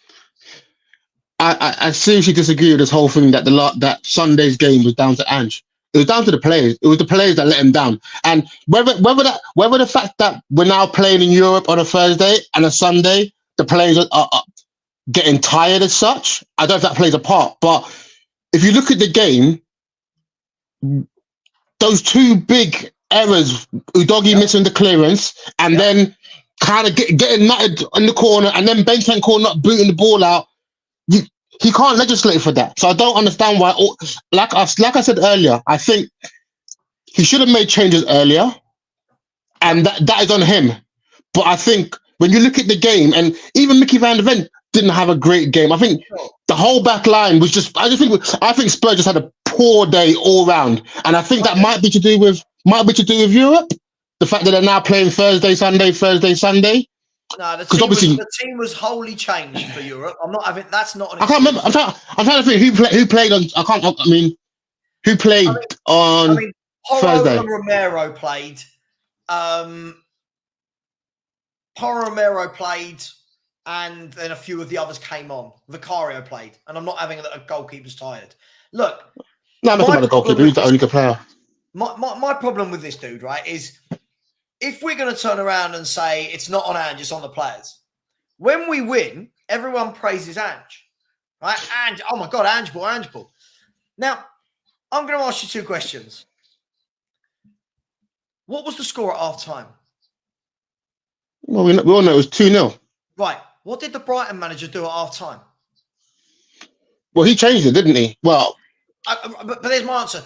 There's my answer. So the Brighton manager, 2-0, shit, it's not working. I'm going to make a sub. I'm going to change a few things about, and I'm going to tweak it. Boom, goes on to win the game. Ange watches 2-1. Doesn't change anything. Okay, 2-1, I can get it. 2-2. Yep. I'm thinking, Ange, you can see they're overrunning us now. They're overlapping on those wings. Change it. Nope. 3-2. Right, we're 3-2 down. Right now, as soon as that goal went in, it should have been, right, you off the bench, here now. Right, guys, we're going to go to a back three, or we're going to put somebody in front of Porro to protect him. Ange sat there after that third goal for another 16 minutes. 16 minutes. By the time he made the changes, right, he then brings on two box-to-box midfielders when you need a goal. Then, with 5 minutes to go, takes off his chief playmaker and gives Mikey Moore 5 minutes. So for me, do I blame the players? Absolutely. Absolutely do I blame the players. Do I blame the manager for setting the players up the way? Absolutely, I do that as well. Both. No, but I think, okay, my thing is this. Your team's dominating for the first half. You're saying to them, you know what, lads? You're doing good. Just keep doing what you're doing. 2 minutes or 3 minutes into the first half, they've let in a goal now. You're thinking, okay, maybe that was just a little hiccup. Like, come on now, turn it on. And you're thinking, this is the team that got you 2-0. You know, let's be honest, we should have been probably 3 or 4 up in the first. You're thinking, this is the team that performed well. You're not going to think that, you know what, in the next 30 minutes, this team is totally going to capitulate. You don't think that about Spurs. I agree. And that's something he's got to learn. That's something he's now going to learn that today. He's learned that now. He wants to. He doesn't learn. But this is again. You're saying he doesn't learn, but then we were complaining the fact that he was inverting. The inverting kind of doesn't look like he's doing it as much. So he's obviously adapting each time. Maybe now he's going to be thinking, you know what? I want to make some changes at halftime. I mean, I'm not a big Ange fan. I'm not against Ange, but I'm all about thinking that I've been supporting Spurs as long as you have. I'm tired of just constantly just going through managers. And the problem is, the reality is this. We're never going to find a great manager. The reason being is because the people above them are always pulling the strings. Now, I know Ange said... We don't need a great manager. We don't need a great manager. We do. Hang on. I think we need a balanced manager. Listen, this notion, right? This notion that you either play Ange's way or Conte's way. No. I know you didn't say that. I'm just saying. No. This is what people say, right? They say, oh, you didn't want Conte. Conte for defensive. Ange there, right? For me, when you had a Poch realised the need to shore up that midfield. What did Poch do straight away? He got 2 beasts in midfield. Was that Wanyama? Wanyama and Dembele, right? Yeah. He brought 2 beasts, and they were superb footballers, but beasts in midfield. And he got defenders that defend. He got, first and foremost, as good as Walker and Rose were going that way, they could defend. This guy's gone so far the other way. It's just unforgivable. And like yesterday, I get it, right? You could be sitting there and you're thinking to yourself, you're sitting there and you're thinking, by the way, so I just quickly, this person, you're welcome to come on. You're welcome to come on if you think I'm negative. That's absolutely fine. Come on. Look. I never said you was negative. I just said, obviously, when you talk about Ag, you talk about more of the negative points than the positive points. Because I think he's a negative manager. The manager is saying negative things himself. The manager is saying, we didn't deserve a point. What was the point of doing a sub earlier? Mind blown. Swanix, he is telling us, I'm listening to it, you're not, right? Not just you, other fans. He's telling us, the fans, we're never going to be solid, right? We don't want to control games, right? I don't want to make a sub for the sake of it. He's telling you the clues there. The clues are in his interviews. He's telling us all these things. Yet when we come out of the games, it's, but it's not him. It's not him. It's all him. This is all him. The thing is, after last year, when he started saying, we're going to challenge next year, and then I saw him buy Archie Gray and all these other players, from that moment, I realised I've got to stop listening to Ange, because Ange is just, he's talking out of his bum sometimes, so I don't really listen to the post-match interviews. I like the way he plays, but obviously my thing is that Daniel Levy's hired a manager who plays attacking football, which is good for the fans, but the negative side is that this manager only plays that without any thought of defense. That's the manager he's chosen, because obviously Ange just never changed his way. So whilst I think that Ange needs to sort of sometimes think a bit more defensive, and he doesn't, this is the manager we've been given by the board. So I'm going. But Swanix, the thing is, when you've just said there, like, you know, he's come out, he sent them back out 2-0 up, right? Most clubs, when they're 2-0 up away from home, you're going to be sensible for 10, 15 minutes, right? Manage the game. Right? Yeah, now, but then Udogie mix kicks and then you're 1-0 down. You can't manage that. No, you can't, which was going to be my point. But then when you see it's not going well, now you earn your money as a manager. He had not 1 goal to decide to change things, not 2 goals. He had 3 goals in that game to decide, this isn't working, I need to change it. And he just stood there, and he stood there, and he stood there. And then people go, nah, it's not on Ange. He stands there like that. Do you think Pep, do you think Klopp, Jose, Arnie Slot, do you think any of these managers would sit and watch their team go from 2-0 to 3-2 and do nothing about it the way Ange did? Are you really telling me that's not... I'm not saying the whole defeat's on him.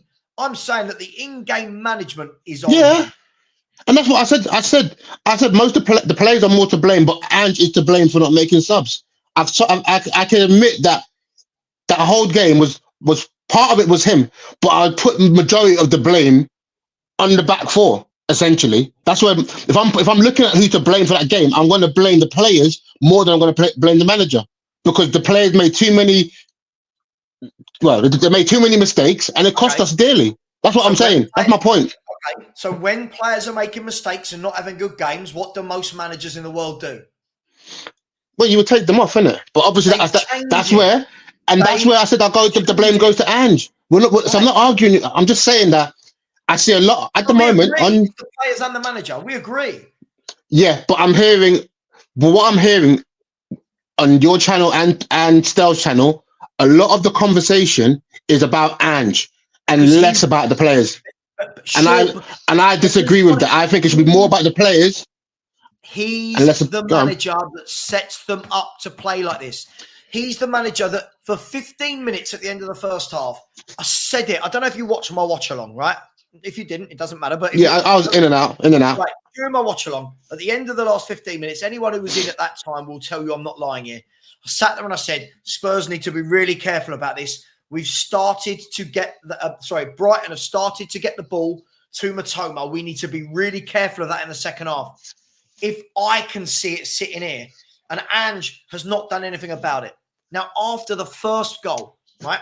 After the first 3 times in the first half, where Matoma took Porro to the cleaners, then when he does it for the goal, surely as a manager, right then and there you go, hang on, he's got us on toast. Right, Johnson, I'm pulling you off. I'm not blaming Johnson. Johnson, I'm pulling you off. Right, Papa Sarr, go and play. I know you're not a right wing. Go and play right midfield and protect Porro. Right, double up on Matoma. He doesn't do it. He just let their danger man have the ball and have the ball and have the ball. And the problem is, if you keep whipping in those crosses that Matoma is, you're going to score goals. And they did. No, I agree, because obviously I would have thought, you know what? I'm taking Porro, you're not doing well. Half time, I'm saying, Spence, you go and sit at right back. Something different. Make Matoma know he's got Porro on toast the first half. He's thinking, you know what?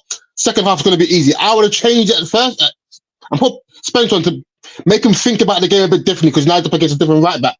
Obviously, Ange didn't do that. And like I said, Ange is partly to blame for this defeat. But I'm just looking at the players and their mentality, their mistakes. Udogie has been good this season, and now everything he's done good this season is sort of gone in one game for me. It's like, now I've got to start looking at you again differently. Here's the thing. Swanix, here's the thing. Again, loads of people have a go at me for my opinion of Doggy for the last year and a half. If you watch a Doggy closely in games, defensively, he is poor. Now, why people think he's good is because he's strong, he's powerful going the other way, and he drifts into midfield and drives with the ball, right? Oh, hang on, let me just block this guy. Sorry, 1 second. You know what it's like. Never threaten you. I don't know who you are. The Doggy, if you actually watch him, fullbacks target him because he's very lackadaisical on the ball. He gives it away a lot. His passing isn't very good, right? I don't think Udogie is a left back. I don't think defensively he's good enough. He's a wing back. And this is the problem. Porro and Udogie were both bought for Conte. We agree on that, right? They were both yeah. Conte, right? So you've got a really good right wing back who was a brilliant right wing back before we bought him, and a really good left wing back who was a bit younger but had started to show real promise whenever I watched Udinese. We play them as right back and left back, and not only that, we make them push so far forward that they get caught out behind game after game. That's where I blame Ange. If you're going to play people out of position, at least put them in the position you want them to be in. But we have them in this sort of halfway house of right back or left back versus left wing back and right wing back. We kind of don't really have one solid position for them. And listen, before people say it, I love Porro. I think Porro's a tremendous footballer. Defensively, if I'm a winger, I want to play against him because I know that's not his natural game. Do you know what I mean? They're like, look at, I'm not saying buy him, but look at Aaron Wan-Bissaka, who's the complete opposite. Aaron Wan-Bissaka is a defender, right? He wants the fight. He wants the battle. He doesn't let you get goal side of him. He's very good in nicking the ball away. Porro is not that. So for me, we're stuck in this weird formation now where we're playing a back four, but without fullbacks. Every other team, do you agree with me on this? You don't have to, but every team that we play, whether it's Qarabag, Coventry, whoever, have realised just getting down the wings against Spurs. Yeah, everyone knows that. And I think obviously, as this is maybe a controversial thought, but when I saw Mickey van der Ven getting moved off the ball, I was a bit surprised because obviously we bang on how great Mickey van der Ven is, but are we only saying he's good because of that speed? We don't really see him tackle people because he just simply bombs past them and gets the ball. When it comes to tackling or standing your man up, or it's almost like his speed gets him out of defending, really, just to tackle people. This is the thing. This is the thing. Listen, I like Mickey. I really like Mickey van der Ven. I think the problem you've got is straight away, Van der Ven and Romero have been put on this pedestal as a partnership. The reason why the partnership looks like it works is because Mickey van der Ven sweeps up everything, right? Romero jumps into midfield. Van der Ven comes back and sweeps up. That won't work against the better teams, and it doesn't work against the better teams. Now, Brighton, for me, I think Brighton are a good team, right? I think they're a really well-drilled football team, bit gung-ho like us at times, but they've got danger men, right? Welbeck, Minte, Matoma. Those guys just looked for that gap every time. And when I saw the game back today, when I watched it this morning, you watch every time they were attacking, Van der Ven and Romero, whether or not they're told or whatever, they're so high up the pitch. All it takes is one ball to take them out. And teams have been threatening to do all season what Brighton did to us yesterday. But you know the difference for me? Some of those other clubs don't have the players to finish it off like Brighton did. Qarabag, Coventry, these clubs don't have those types of wingers that are going to hurt us. They'll get in the positions, they can't finish. Brighton looked like they were going to get 5 or 6 in that second half yesterday because we were at 6s and 7s. And for me, I don't know how good that centre-back pairing is. Sometimes they look magnificent. Other times they are mistake-ridden. But again, our fans have put them on a pedestal where they start talking about them being as good as Saliba and Gabriel, for example. Like, why do we do this to ourselves? Right. Another thing I heard is a weird one, but another thing I heard you say that you were saying that I was thinking if Ange was at Man City, I think that they would win the league. And the reason why I say that, because I think they have the quality they have with the chances that we have, they'll be putting those away. Timo Werner in the first 20 seconds, that's not going to be a misplaced pass. Haaland's going to get to that. And I think, everyone thinks this, I believe, that the poor quality of players we have playing in those positions is why this crazy system looks worse than it actually is. I completely disagree. I think the difficulty is we heard this in the first 4 or 5 games of the season. If Spurs can sort out their attack, it sorts everything out. Well, we saw yesterday it doesn't sort anything out. Yesterday we looked like scoring every time we went forward in the first half. Second half we couldn't defend for toffee. The problem you've got is, for me, if Ange went to you've got to remember, when managers go to a Man City, a Real Madrid, sorry, I'm not teaching you suck eggs, you know this. It's not even just about having the players. It's about how are you managing those egos? How are you managing that mentality? How are you keeping every player in the squad happy, right? You look at what Pep has to do every game to keep all of those Man City players happy, right? Because you never have the same 11 each week with Man City. Problem with Ange, I don't think he could rotate. I don't think he's got it in him. I don't think he's got the tactical nous. I don't think he knows when to shut up shop at the back. I don't think he knows how to kill a game like Pep Guardiola does. I don't think he knows when to keep the ball versus when to go gung-ho. It's just my opinion, but he's not capable of doing what Pep can do, in my opinion, in any way, shape or form. No, I think with Pep's team, I think it's a different thing playing that system, because obviously I think you've got better defenders, better attackers, better. You've got a DM who can distribute the ball, keep the ball, lay off passes, and we don't have players like that. We don't have someone that. I mean, everyone keeps saying Benton calls a 6, but like I say, I can't see Rodri or anybody else letting the ball to play the ball to go out and then getting tackled like that on the line, and it's just embarrassing, man. It's just an embarrassing display of football. That I just think. I hear you, but as I said, it's so much more than just sticking the players out there. We've seen managers before that have gone to big clubs and they can't handle the egos. They can't handle the rotation. And this is why when people say, "Oh, Pep only goes to big clubs," well, yeah, because he's the best manager in the world. The best manager in the world's never going to go and rock up down at Brentford, is he? No offense to Brentford fans. Pep's never going to join Tottenham. Why would he? right?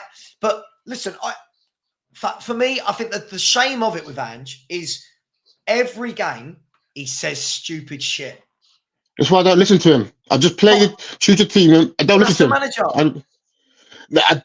Yeah, but I never know if it's his words or Levy's words coming out. I don't believe. I honestly don't believe. That's the easy. No. I don't believe that Ange decided to buy all those young players. And I know you were saying, "Oh, if you don't like it, quit." Listen, if he's getting 6.5 million, 7 million a year, I'm going to do what Levy says. He's not like Conte, where Conte has so much money in the bank and getting paid off by all these different clubs that he can afford to walk away. And even when he did walk away, he still got paid off. So it's not like to say this is the thing. You don't have to quit, but start being clever about it. Listen, let's be fair. If we're going to be brutally honest about Conte, whether people liked him or they didn't, right? Whether you like his style of play or not, for the 3 months leading up to Conte, and he wasn't sacked, he mutually left, right? Agreed. Okay. He wasn't sacked. He wasn't sacked. I hear what that we know what they put out, and it mutually agreed means that I'm still getting paid to go. Yeah, I'm gonna get paid the full salary, but I'm getting paid still. Yeah, sure. But either way, my point is leading up to that, for the 3 months before, every press conference and interview he gave, that man was dropping hints. I'm not happy. Not without saying I'm not happy. Every press conference, he's talking about Spurs not doing the right things. He's talking about mentality. He's talking, right? You could see he didn't want to be there. For me, it never made sense as a signing, because this is a manager you drop in and go, right, what 70, 80 million pound centre back do you need? Right? Spurs aren't going to do that.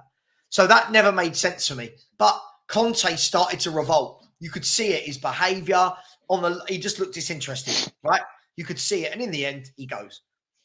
Ange, though, leave sold in the dream. Well, he's got that image to uphold, isn't it? That it's that probably, I don't know, I don't want to sound racist, but maybe he's got that Aussie bravado, like, you know, he's got that sort of thing. But my thing is this, like, I mean, since Poch, and we've had Conte, Mourinho, Nunes, the reality is, whilst we were playing those games, I'm not even going to lie, I used to fall asleep during some of those games. They were so boring to watch. Whereas now, I'm more hopeful towards Ange, because regardless of whether we win or lose, it's always pretty entertaining, to be fair. And I think that's what it is. I don't want to go back to really boring football, but I need him to change a little bit. This is heart over head, though. This is heart over head, because it is. I'll tell you why it's heart over head. Because both Jose, and Conte had better records than Ange Postecoglou. The football might not have been great. And by the way, I didn't want Conte here for his football. But look at the squads those two had.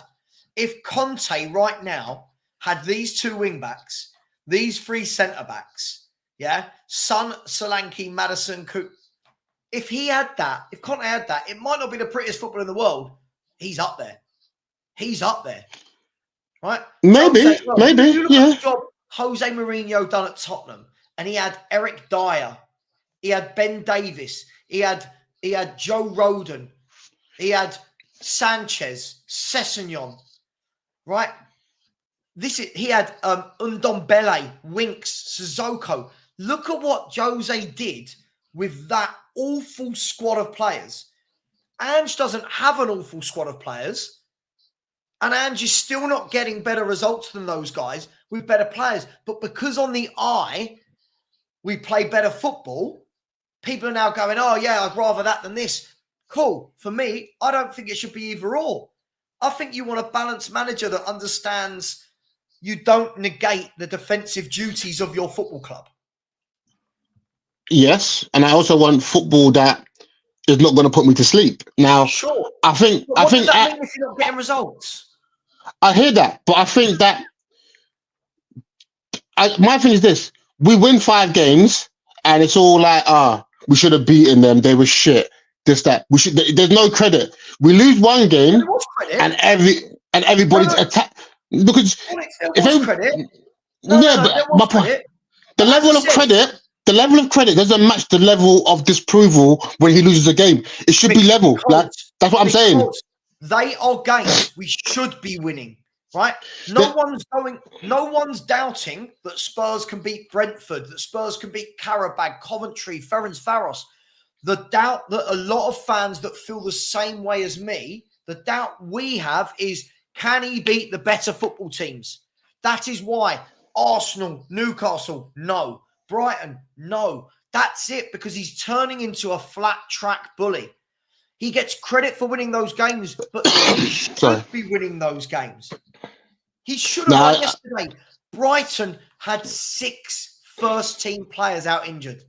6. Yeah, we should have won. We definitely should have won. But obviously, like I said, the players capitulated, and Ange didn't act quick enough. Yeah, I say Ange didn't. But like I said, my blame is more like 70-30 towards the players, towards an Ange. And I think if that's how I feel, that's what I should be hearing. That's what I want to hear. I don't want to hear 90% Ange getting the blame and 10% the players getting the blame. Those players were just awful. What did Einstein say? E equals MC squared. I probably said that as well. The definition of insanity is doing the same thing over and over again and expecting different results. Ange hasn't learned. You can play that way we play against the lesser teams who don't have better forwards. When you play Brighton and they start to dominate, they started in the second half to dominate. That's where the top managers go, I need to do something.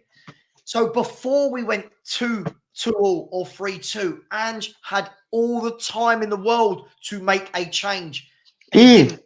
So for me, if we're going to do this, I'll go 50-50. I'm not taking any responsibility away from the players, but this tactics, first of all, look how tired the players are. Look how tired the players are at the end of games, because it's just run. It's mental. That he never says to them, 10 minutes, slow the game down. Keep the ball for a little bit. It's just, look. Yeah, like I say, I obviously I agree with certain, like there's a lot that you say that I do agree with. I'm not totally just like, Just quickly, Sonic. Sorry, hang on, Frank. Sorry, I haven't insulted Sonic. I haven't insulted the guy that came on before me. Sorry, this isn't fair. Sorry, if you want to come on, the link's in the chat. We'll have a chat. Let's see you come on. It's sorry. Just, it's fine. No, like I said, I agree with a lot of the points you make. This is, like I say, this is where we disagree on this. You're saying 50-50. I'm saying like 75-25. That's where we disagree about it. You know what I mean? But I'm hoping that if this was the first time that we'd look like that in the second half of a game, I would say I blame the players wholly. But this is becoming a theme against the better teams. Spurs cannot play for 90 minutes. The tactics he's got us playing have a shelf life in a game of football. And that is why we saw it. Leicester City, first game of the season. First 45 minutes. I don't see, did we really get dominated in the second half? Yes. By a big deal against Newcastle, against Arsenal. Hang on. I wouldn't. We got dominated in the second half by Brighton. Completely dominated. I don't remember seeing us getting dominated like that, unless it's like Man City. Yeah, but Arsenal didn't dominate us in the second half because Arsenal had a game plan to sit in. Arsenal didn't go out to play. Hang on, hear me out. Arsenal didn't go out to have all the possession of the ball. Arteta was clever. He realised, give them the ball. They can't break us down, right? Newcastle, the game was just an anomaly. We should have won that. But Arsenal, he set to do what he needed to do and he won. And that's the difference. For everyone that wants gung-ho attacking football every week, Arteta realised, I need 3 points. That's more important than going toe-to-toe. I heard that argument. I don't think that was I don't think it's exactly true in the sense that Arsenal are quite attacking, and they got a corner and they scored off a set piece. It was not like they didn't break us down and go down the flags like other teams. They got a corner and they did a few times. They did without scoring. But my point is they had a game plan. Their game plan. You could see it from the first whistle. They retreated. You could see it, and there's nothing wrong with that every now and then. Ange hasn't got that in his locker. Ange has not got it in his locker. I don't think we do. Every time I've seen Spurs try to be defensive, I've always thought our best form of defense is attack. We've since Poch, we've never been great at defending since Poch. Why? Yeah, that's down to the regime, isn't it? It's not just that. It's of course I think it it's not no. Because I'm saying before. I'm saying since Poch. This is before Ange. So since I think we've all since. No. These are different players. These are different. I'm not having that. These are different players. No. The manager coaches, right? The manager coaches. Managers should have in their training sessions, right? Again, I've worked at a Premier League club and I've seen training sessions of a Premier League club.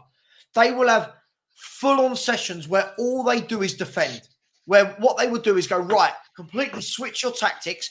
Now sit in and defend. Sit in and defend.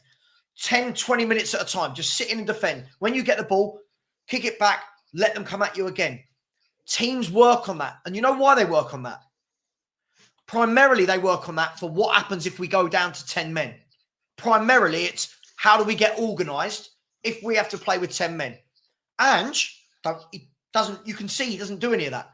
Spurs are not set up. We're not built. You've got players in there with great engines. Papa Sarr, Basuma, right? Not being utilised, right? He's had the chance to buy defensive midfielders. Never buys a defensive midfielder. He's got fullbacks that don't play at fullback. You've got to be flexible as a manager. We've seen Arsenal have got the mixture of both. This year, I've watched Arsenal. They've bored me to tears at times, but got the result. And they've been expansive and got the result. But you know the difference between Spurs and Arsenal? Arsenal haven't lost a game all season. The difference with Spurs, we can say the best form of defence is attack, but it's not. When we go gung-ho, teams do what Brighton did to us today, what Newcastle did to us. You've got to have a plan B. No, that is true. I mean, for all you're saying about Arsenal, they might be playing well, but do we really think they're going to win anything this season? I don't think so. So I suppose that's a different debate. It remains to be seen. And then that leads on to the fact that yes, we might have lost 3 games this season, but until we get to the 38 games, we don't know how good or how poor Ange really is. So for all this, we don't. Evidence. No, we don't have a year. We have a year of the change, like getting rid of old players, bringing in new players. Yeah. Right. Mickey only came last season. Hang on, let me ask you a question. Right? Okay. I love this excuse. When people go, oh, but he's had to get rid of loads of players. Last year, right? Wasn't the 11 the exact same 11 as this 11, but without Solanke? Yes. Yes is the answer you're looking for. Yes is the answer you're looking for. I don't think we didn't have. Was it Basuma? No, it was Basuma, Maddison, and somebody else in midfield. You said the same 11. Swanex, right? Bentancur wasn't in the 11. Basuma is a first-team player that's been playing for the last year. He plays this year. If you listen to my point, I'll get there. Okay, go on. The only new player that Tottenham have signed this year that makes it any different to last year is Solanke. If we as a team went out and bought 5 or 6 first-team players and he was bedding them in, I would turn around and Constantine, so I've just seen you jump back in. I'll be with you in 2 minutes. I would turn around and say, Swanex, yes, he needs time to bed in 5 to 6 players. He had this team all of last year. All of last year he had them. He had them on the training ground every day because we weren't in any cups and we weren't in Europe. That same 11 has come into this year in the same mistakes, the same form. So we have a year of evidence. We've got a year of evidence that since that 10 games where he did really well, that everyone loves him for, Spurs have been bloody mediocre. The facts do not lie. The results do not lie. He has not had hardly anyone to bed in at all. He's not playing any of the new players other than Dominic Solanke. There are no excuses. Other managers, Unai Emery went into Aston Villa and changed them like that. Because why? Top manager. Top manager. Okay. My counter to that is Bentancur wasn't playing this time. Bentancur wasn't in the team this time last year. Now, we've seen in these last few games... Yeah, but obviously, there has to be some sort of cohesion. Let's be honest. Bentancur was rubbish last season. There's a big difference to Bentancur playing for us last season to this season. Now, we can see that in the fact that you yourself was talking about how good Maddison, Bentancur, and Kulu were playing. Kulu was on the So I thought Kulu even played. Yeah. So my point is that my point. No, my point. All those players were here. All those players were here. He's not had to bed anyone in. Bentancur played the last four months of the season, whatever, last year. Bentancur was back, right? Maddison was back. Van de Ven was back. This guy has not changed enough players this summer for us to turn around and go, oh, he needs time to bed players in. There's no excuse. No manager at a top club gets this time. See, I'm old school. I remember I used to take a player 6 months to a year to get to bed into a squad and know their place. And they've all been here longer than 6 months. They've all been. No, I hear that, but I'm saying 18 months. My point is that Brennan Johnson is looking better this season than he did last season. He's scoring some goals this season, right? Yeah. His all-round game isn't, but he's scoring some goals. Yeah. He's okay. Football. My point is that I think when you've been doing something long enough, the longer you do something, the better you get at it. Do you agree with that? Okay. Fine. So then why are Spurs' results over the last year not going like that if we're meant to be getting better at it? We're basing it. Don't forget, you look at a season of 38 games. You don't look at a season based on the first 6 games. This is my argument. Last season you were like, calm down. Let's judge things at 10 games. But this season it's different. This isn't about 7 games. But so it's about games last season. It's not the same. I don't think continuation. But Swanix, the continuation has happened from last season. If you saw that, we haven't improved at anything. The results show we've not. The points show we've not. You can't simply look at the game that last season and look at this season saying no, because they're playing a different. No, because they're playing it with the same team playing with the exact same 11. It's the same. It's basically the same 11 with Solanke. So the answer is no. Then. So then, therefore, you can't compare like for like. No.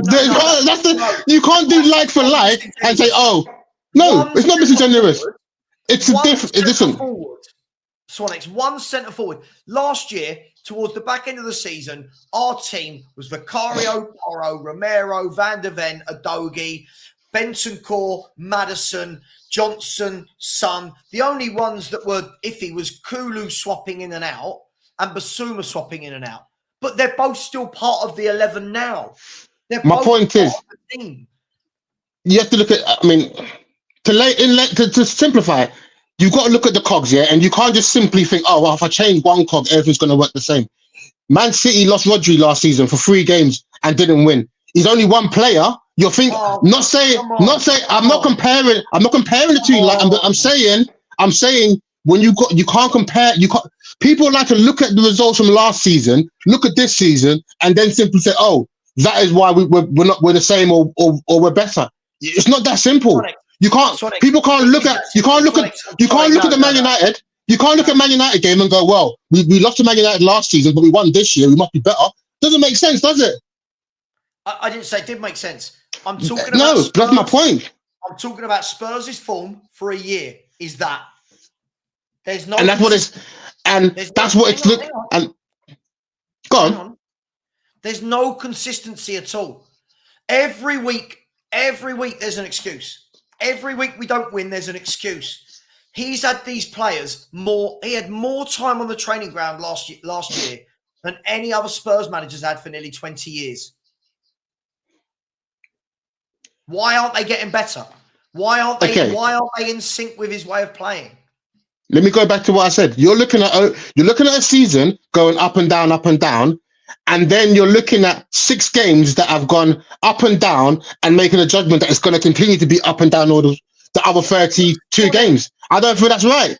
That's what I'm saying. I don't. But do you know what? That's why I think we disagree. You're the sort of person. If in 10 games' time we're still doing that, I'll say this, and you'll still find an excuse.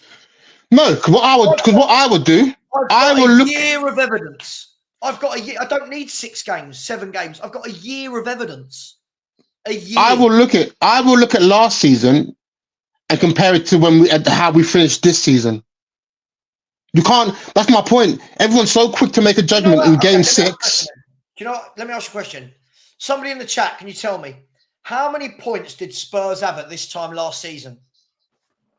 And it'll be a lot lower than we have now. But I'd also reckon that it won't be a lot lower than we have now. No, so it'll be higher. It'll be higher. Yeah. But I also reckon the same is on the flip side, that after those 10 games when we were cut rubbish, after our 10 games, we won't do as bad as last season. So I figure.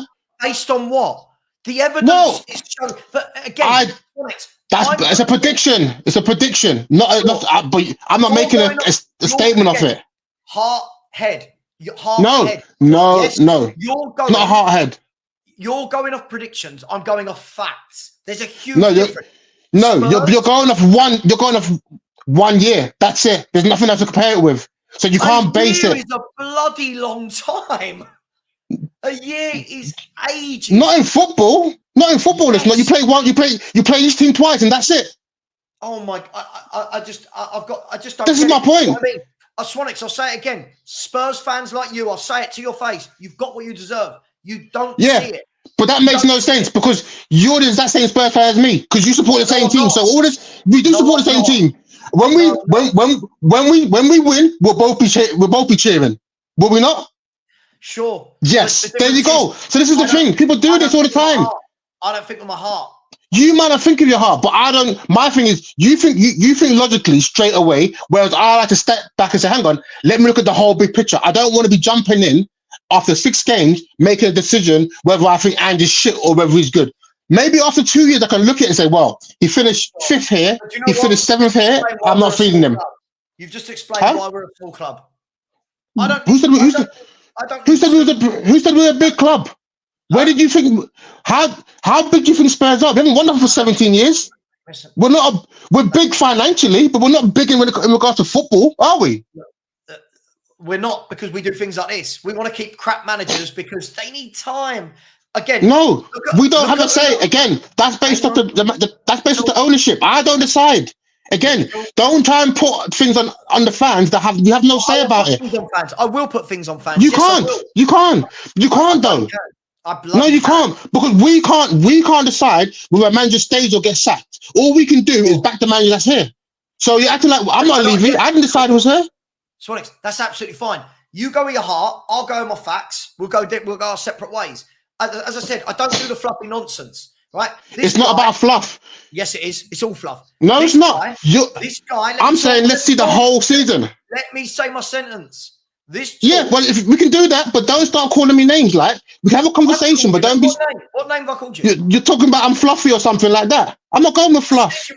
Sorry, I said fluffy nonsense. That's not calling you. Oh my. Oh, okay, fine.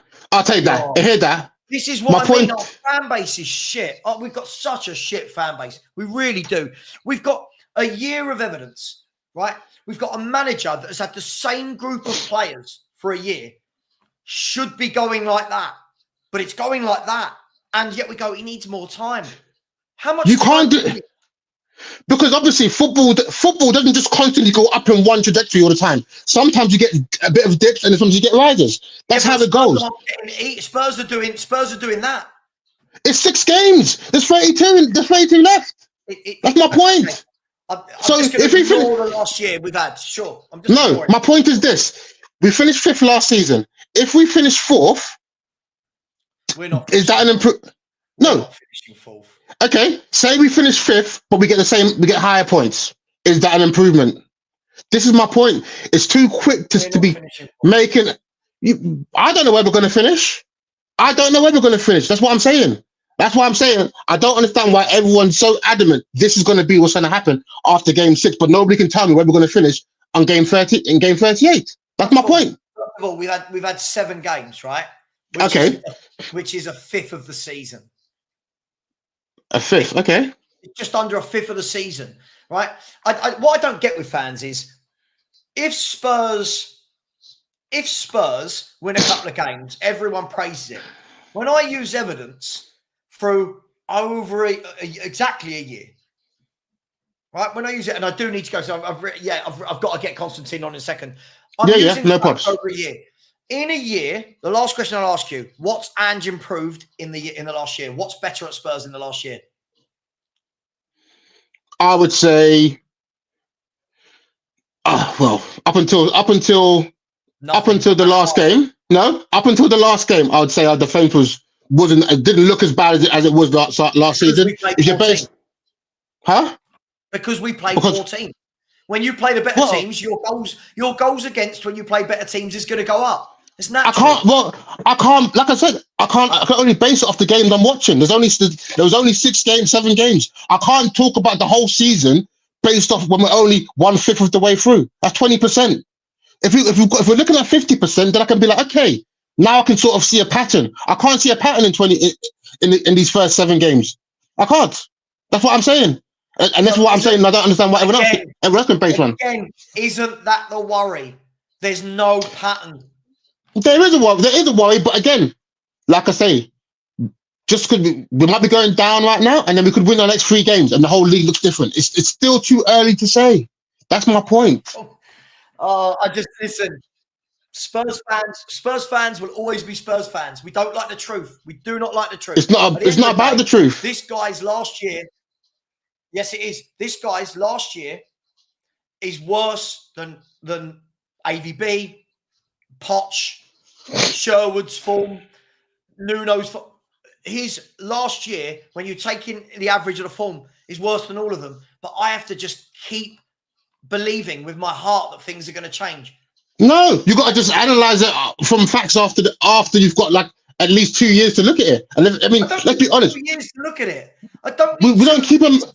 We don't keep a manager longer than what, a year and a half, and that's and we're saying do it great. For longer than a year and a half. Well, there you go, then, isn't it? Maybe that you're the kind of fan that wants to. It's similar to Chelsea, happy just to sack and sack. I don't want to sack and sack. I'd rather just keep a manager for a bit. I just don't want shit managers. There's a huge difference. I don't want shit managers. I don't want managers. This is the manager you back, by the way. You back. I didn't back him. Again, you don't listen to it. What I said to you. I'm not. I said I'm not for him or against him, but I don't understand why everyone's making a claim of success. I said that. I said that to you. You always do this. You misquote me. I never said I'm Ange in or Ange out. I said I don't understand why Ange is getting the blame when most of the players are to blame. I don't understand why everyone's judging the team after 6 games. These have been my constant arguments. I'm judging it after a year. No, I'm not doing this anymore. I'm judging it after a year. He's had this team for a year and hasn't improved the performances or the results. For me, I don't think he's any good. And by the way, this person, again, I can't get it through to people. It's not after 6 games, right? I didn't even say Ange out. I'm at the point where I don't even care. Spurs fans, I almost hope he stays and runs us into the ground. Some Spurs fans deserve it, right? Second of all, he played a season riddled with injuries. No, he didn't. If you actually look at the numbers of games our players played, we weren't riddled with injuries. And without Harry Kane, I hate to break it to you, he never had Harry Kane. That's such a stupid argument. Pep, Poch, Klopp, Arteta didn't even get top 4 in their first year. So, different time. What are we talking about? I never said he should have got top 4. I just can't. Listen, I'm going to get the next guy on. But at the end of the day, listen, I know you'll be making excuses in 10 games. I know you will. We'll see. That's you can think what you want, my guy. I've said what I thought. I said, I want to see where we are in 38 games. And I'll be like, you know what, Savva, you was right. Or Savva, you weren't right there. I don't know. That's what we'll say, isn't it? I don't know. I can't tell the future. Do you know it's been 38 games since his 10-game run? I mean, is that 38 games not enough? Like, anyway, I'm going to get Constantine on. Yeah, go on. If I'm seeing signs of progression, if I'm seeing results get better, I'm going to sit there and go, cool. But everything is not getting better. Nothing factually is getting better at this football club. I don't see us losing. This is what I said. We'll see in there. I want to see where we go because again, we'll just see. I don't know. He's had 50 games, this man, 50. He's not had 6 games. Listen, Listen, I appreciate you coming on. We're not going to agree on this at all. And I do. Yeah, no problem. Yeah, I'll leave. All right, no problem. Okay, bye. Cheers, mate. Big up to Swanix for coming on. Listen, all good to have a debate. I see a lot of people that keep saying, I'm going to come on and debate you. You keep saying it. Constantine, thank you for being very patient. How are you doing? I'm all good, Savva. How are you doing? I'm good, man. I'm good. What is it? What have I said? What have I done? Yeah, no, first and foremost, I want to just clarify. I'm a Chelsea fan, so I hope I can come and speak objectively, on this topic. Knock yourself out, mate. I enjoy a lot of football content. I watch yourself. I watch United channels, Arsenal. So I'm kind of objective when it comes to things. So I do feel, I feel you are a bit harsh on Ange. So if I can just spew out maybe a few points and you can maybe just go for it. Challenge me here and there.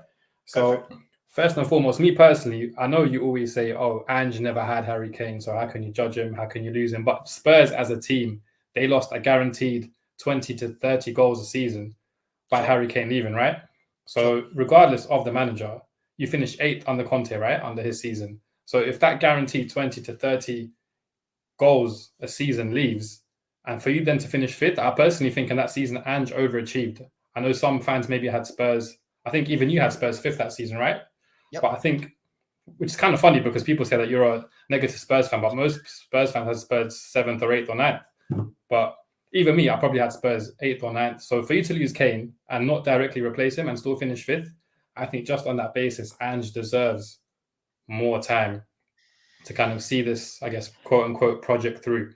So to kind of judge him, so after 6-7 games to say things aren't going your way, or, it's a bit harsh. And then secondly, especially under the ownership with Levy, there's no kind of in the middle. Like sometimes you say, oh, you have to be balanced with the manager or with the team, but under Levy, you can't really be balanced. It's either win now, or which he's not doing, or build on a project. So you've seen win now doesn't work. With Conte, with Mourinho, it doesn't work. So win now doesn't work. So with Ange, surely if he's in my opinion, as an objective fan, he overachieved.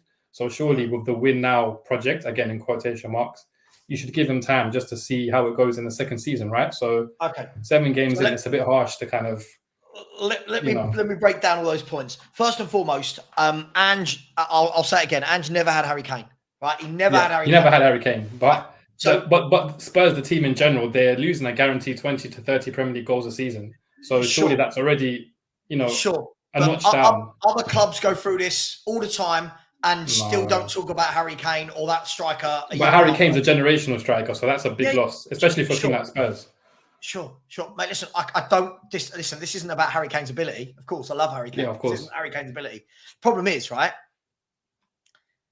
when you've got a new manager coming into a club who is told on day one Harry Kane's not going to be at the club, right?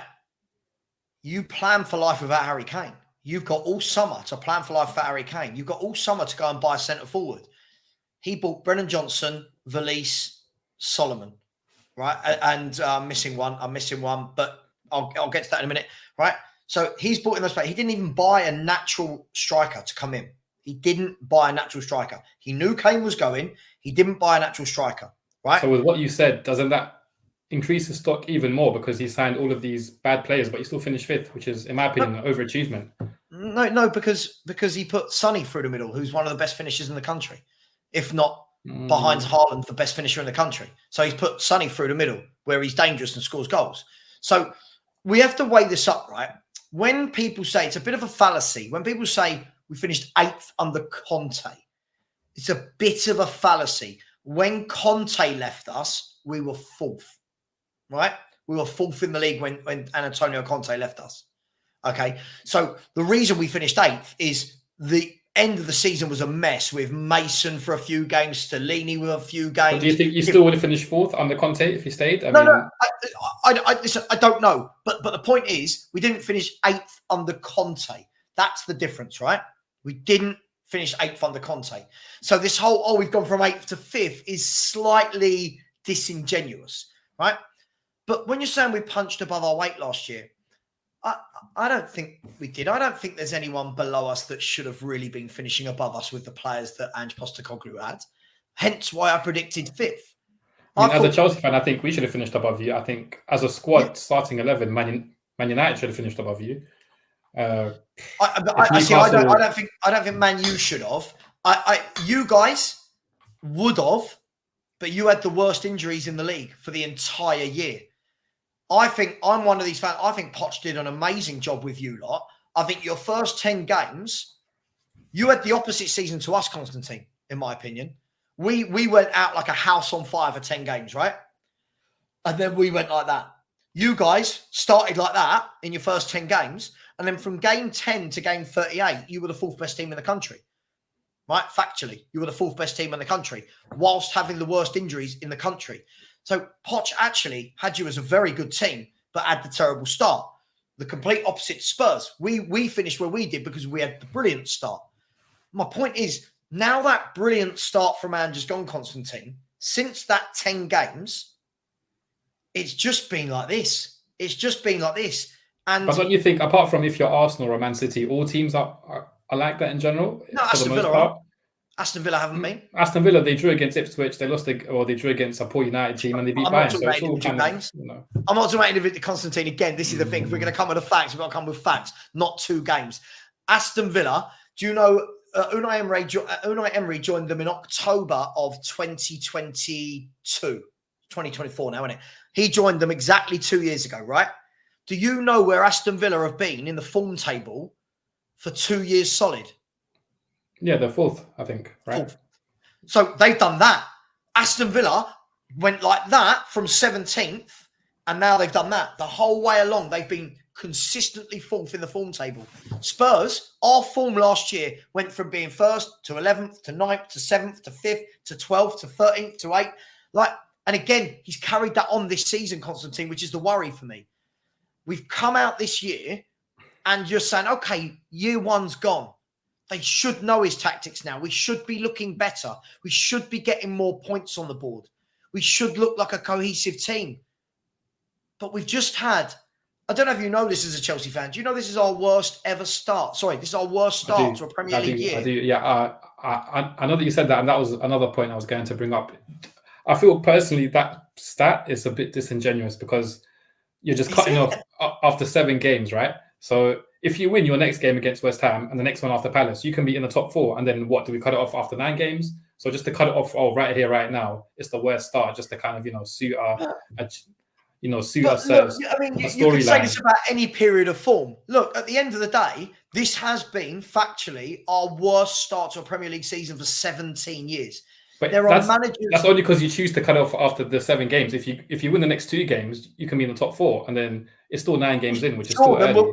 Then we'll look at it again then and see how that compares. But then it's a bit harsh to judge it then game by game to say, oh, this is the worst or this is the best. Like, do you know what I mean? So factually, but again, Constantine is not disingenuous because factually, after 7 Premier League games for the last 17 years, this is the worst we've been. After 7 games, right?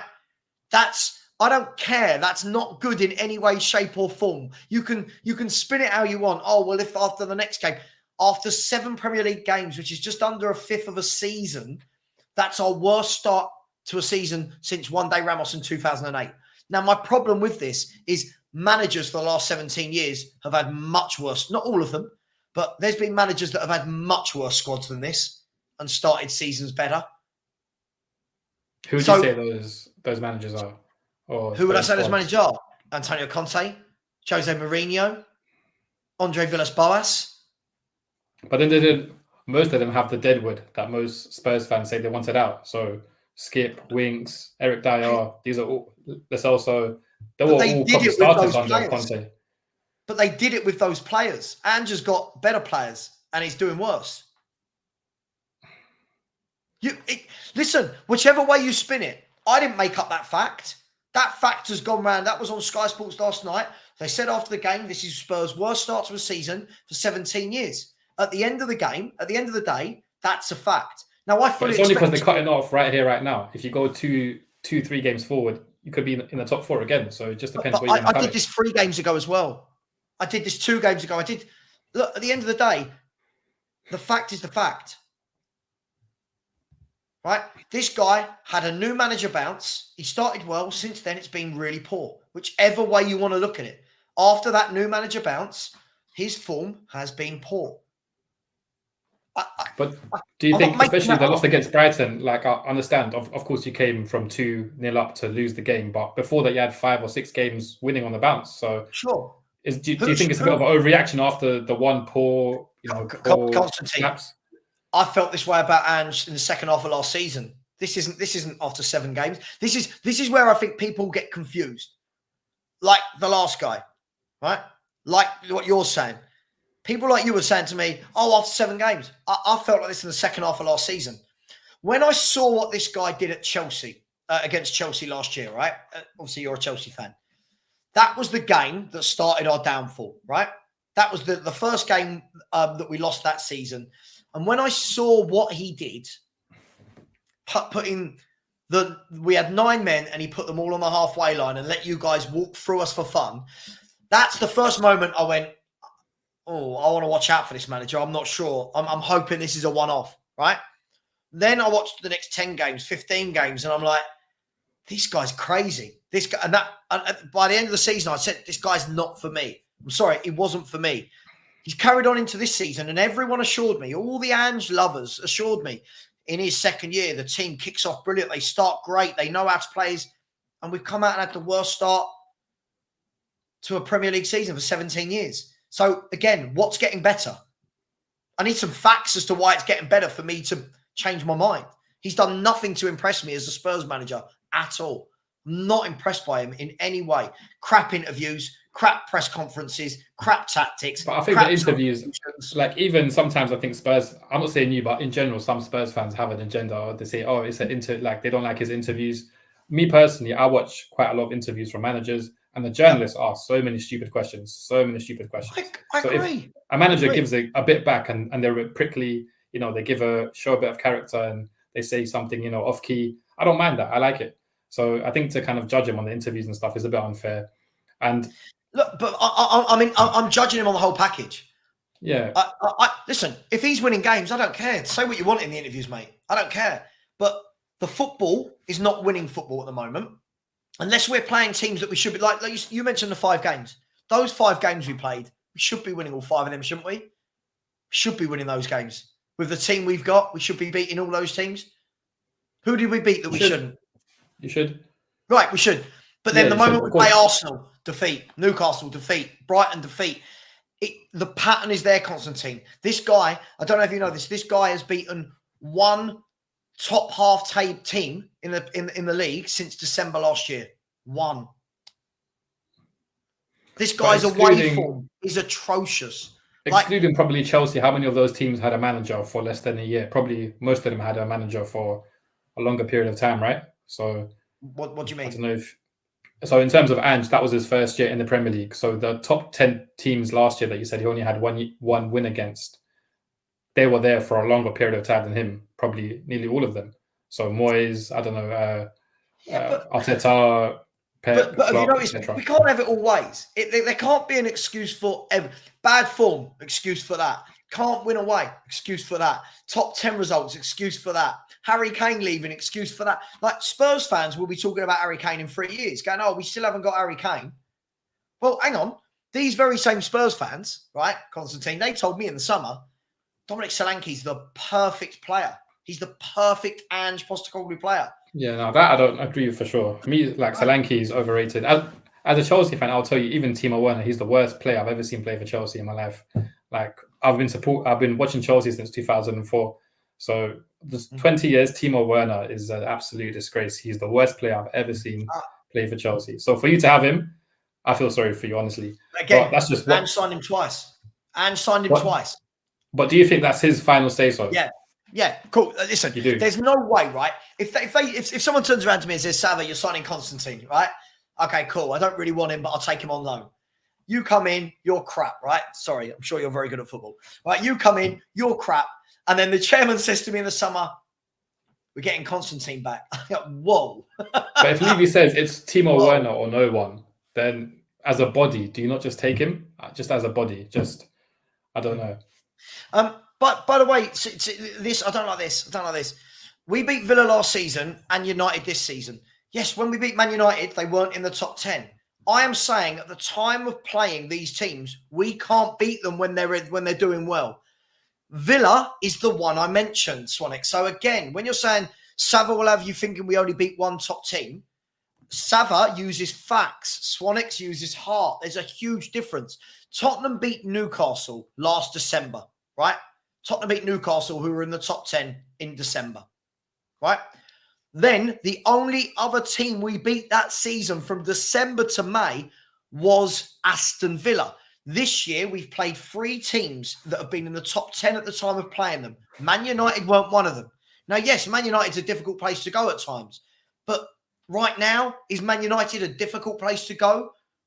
Like, so at the end of the day, if we're gonna use beating Aston Villa once in what 9-10 months as the barometer of Ange doing well, you know, it's absolutely mad. It's madness. I'll show you this. Let me show you this. Right, this is what Spurs do. Let me show it to you, and then I do need to go in a couple of minutes.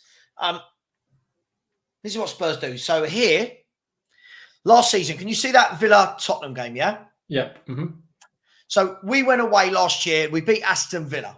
That was the first top 10 team we'd beaten since December, right? And everyone, oh my God, we're back. Look at the football we're playing. We're amazing. See, Ange can beat all the good teams. Look what Spurs did the following week at Fulham. Right? You see that? Yeah, but that's just Freedom. football. That can happen. Right. But I'm going to show you that it's not just football, and this is what Ange does. Ready? Look at this. Tottenham. Oh, we're back. The performance against Man United was brilliant. It was breathtaking. We were amazing. Look what we did the very next game against Brighton. But if you lost the game against Man United and then won the game against Brighton, it's still the same points difference, right? Like, would you judge it differently? Of course it is.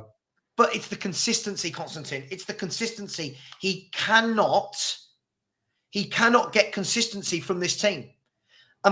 Because he doesn't manage game to game. It's the same style every game, no matter what the opponent or the opponent's tactics. And as I said yesterday, the Brighton manager, who is 31 years of age, the lucky git, yeah, I really figured us out in 45 minutes.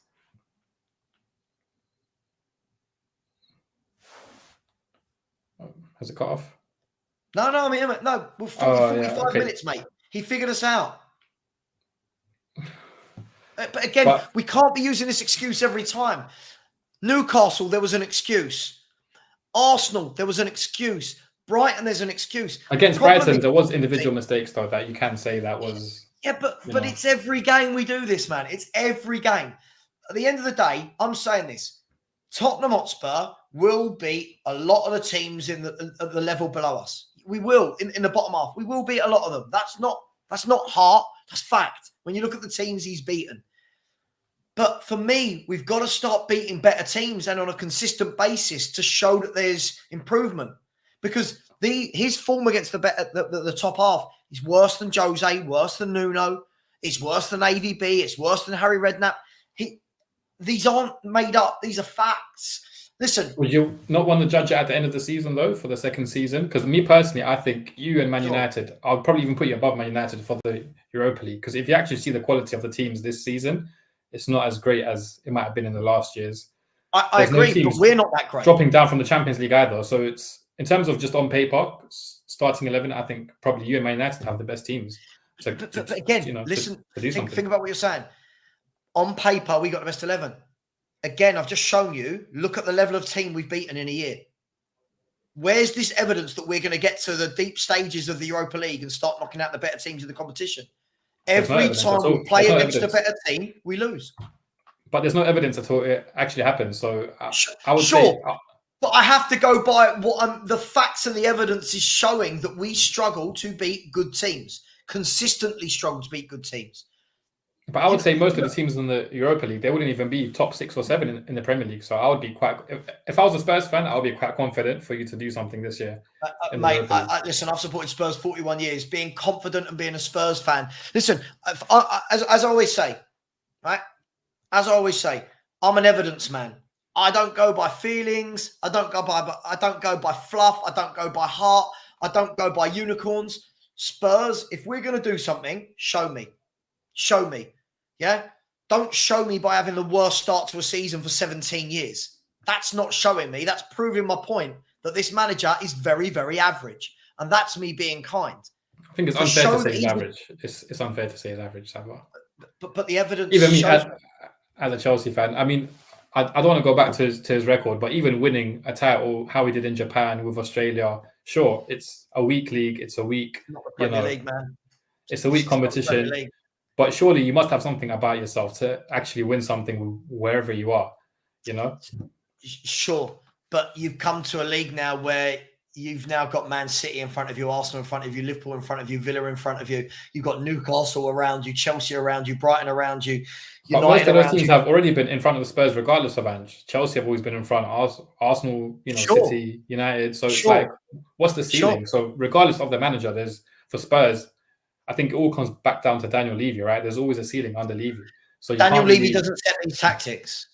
Listen, as much as I hate Daniel Levy doesn't set these tactics to go gung ho. He doesn't. But to finish 5th last season with Ange's bad tactics, that's probably like your ceiling. Like objectively speaking, as an outside fan, I think 5th or 4th at most is probably your ceiling right now with how Daniel Levy's back in your club. That's probably how you are. If that is true, and if 5th is our ceiling, then everyone needs to calm down about calling Ange the best manager we've had in years. Yeah, of course. The football's amazing, right? This is the thing. We can argue, the kind of minute detail into it. But again, Spurs fans last year talking about winning a league, just nonsense. It's just nonsense. Yeah, that is nonsense. I definitely agree. That is nonsense. That can never happen. No. Right? But we've got fans doing it again this year. Not loads, but there are still a group of Spurs fans going, we're in a title race. We're better than... Why can't we be better than Liverpool? We're better. But I think a small deluded minority you can't really take too seriously most of the time. Look, unfortunately, that's the fan base, right? Look, at the end of the day, listen, I really appreciate you coming on. I really enjoyed talking to you. I need to go and eat. It's been like nearly 3 hours. No, thank you for having me on. I'll come on the next show. If you're always welcome, man. You're always welcome. And thank you very much for being patient. No really appreciate it. Thank you very much. Later, guys. Before I go, ladies and gentlemen, big up to Ryan. Gosh, I have no idea. I think this was about Ange buying the players. Said I have to politely disagree because to me, he can't say they're his players but don't play them. No, I agree, but he's bought them as squad players, right? But hey, I agree with you 50% of that. Big up to you and big up to Jay Dillo, who said the coaching staff are watching the game and seeing the errors. Why are you not talking to Ange? Again, I think the whole setup's wrong. Why is nobody seeing all these errors? Why is nobody removing these players? And again, we can keep saying, big up Jay Dillo for the super chat, by the way. We can keep saying it's not on Ange. Ange sat and watched mistakes. Doesn't do anything. Ange sat and watched us letting 3 goals. Didn't do anything. Ange saw that we needed a goal. Puts on midfielders. Like, it's madness. It's absolutely madness. Look, at the end of the day, we'll see. I have these conversations every year, and I can't remember the last time that something happened where I've been told I'm going to be wrong. And what I mean by that is you'll see when Spurs win the trophy, you'll be wrong. I want to be wrong. I want Spurs to win a trophy. I just can't see it happening under this manager. If it does, I'll hold my hands up. If it doesn't, I want to see people like Swanix in here saying, yeah, you were right. I want to see it. Big up. Thank you for coming on, Swanix. Thank you for coming on, Alex. Thank you for coming on, Constantine. Thank you for all the super chats. Much love. Take care. And Spurs fans, please start liking the truth over your heart. We're like schoolgirls. Oh, I think. Facts. Take care, everyone. See you later. And thank you for those that did jump on. It really does mean a lot to me. Take care, everyone. And as always, come on, you Spurs.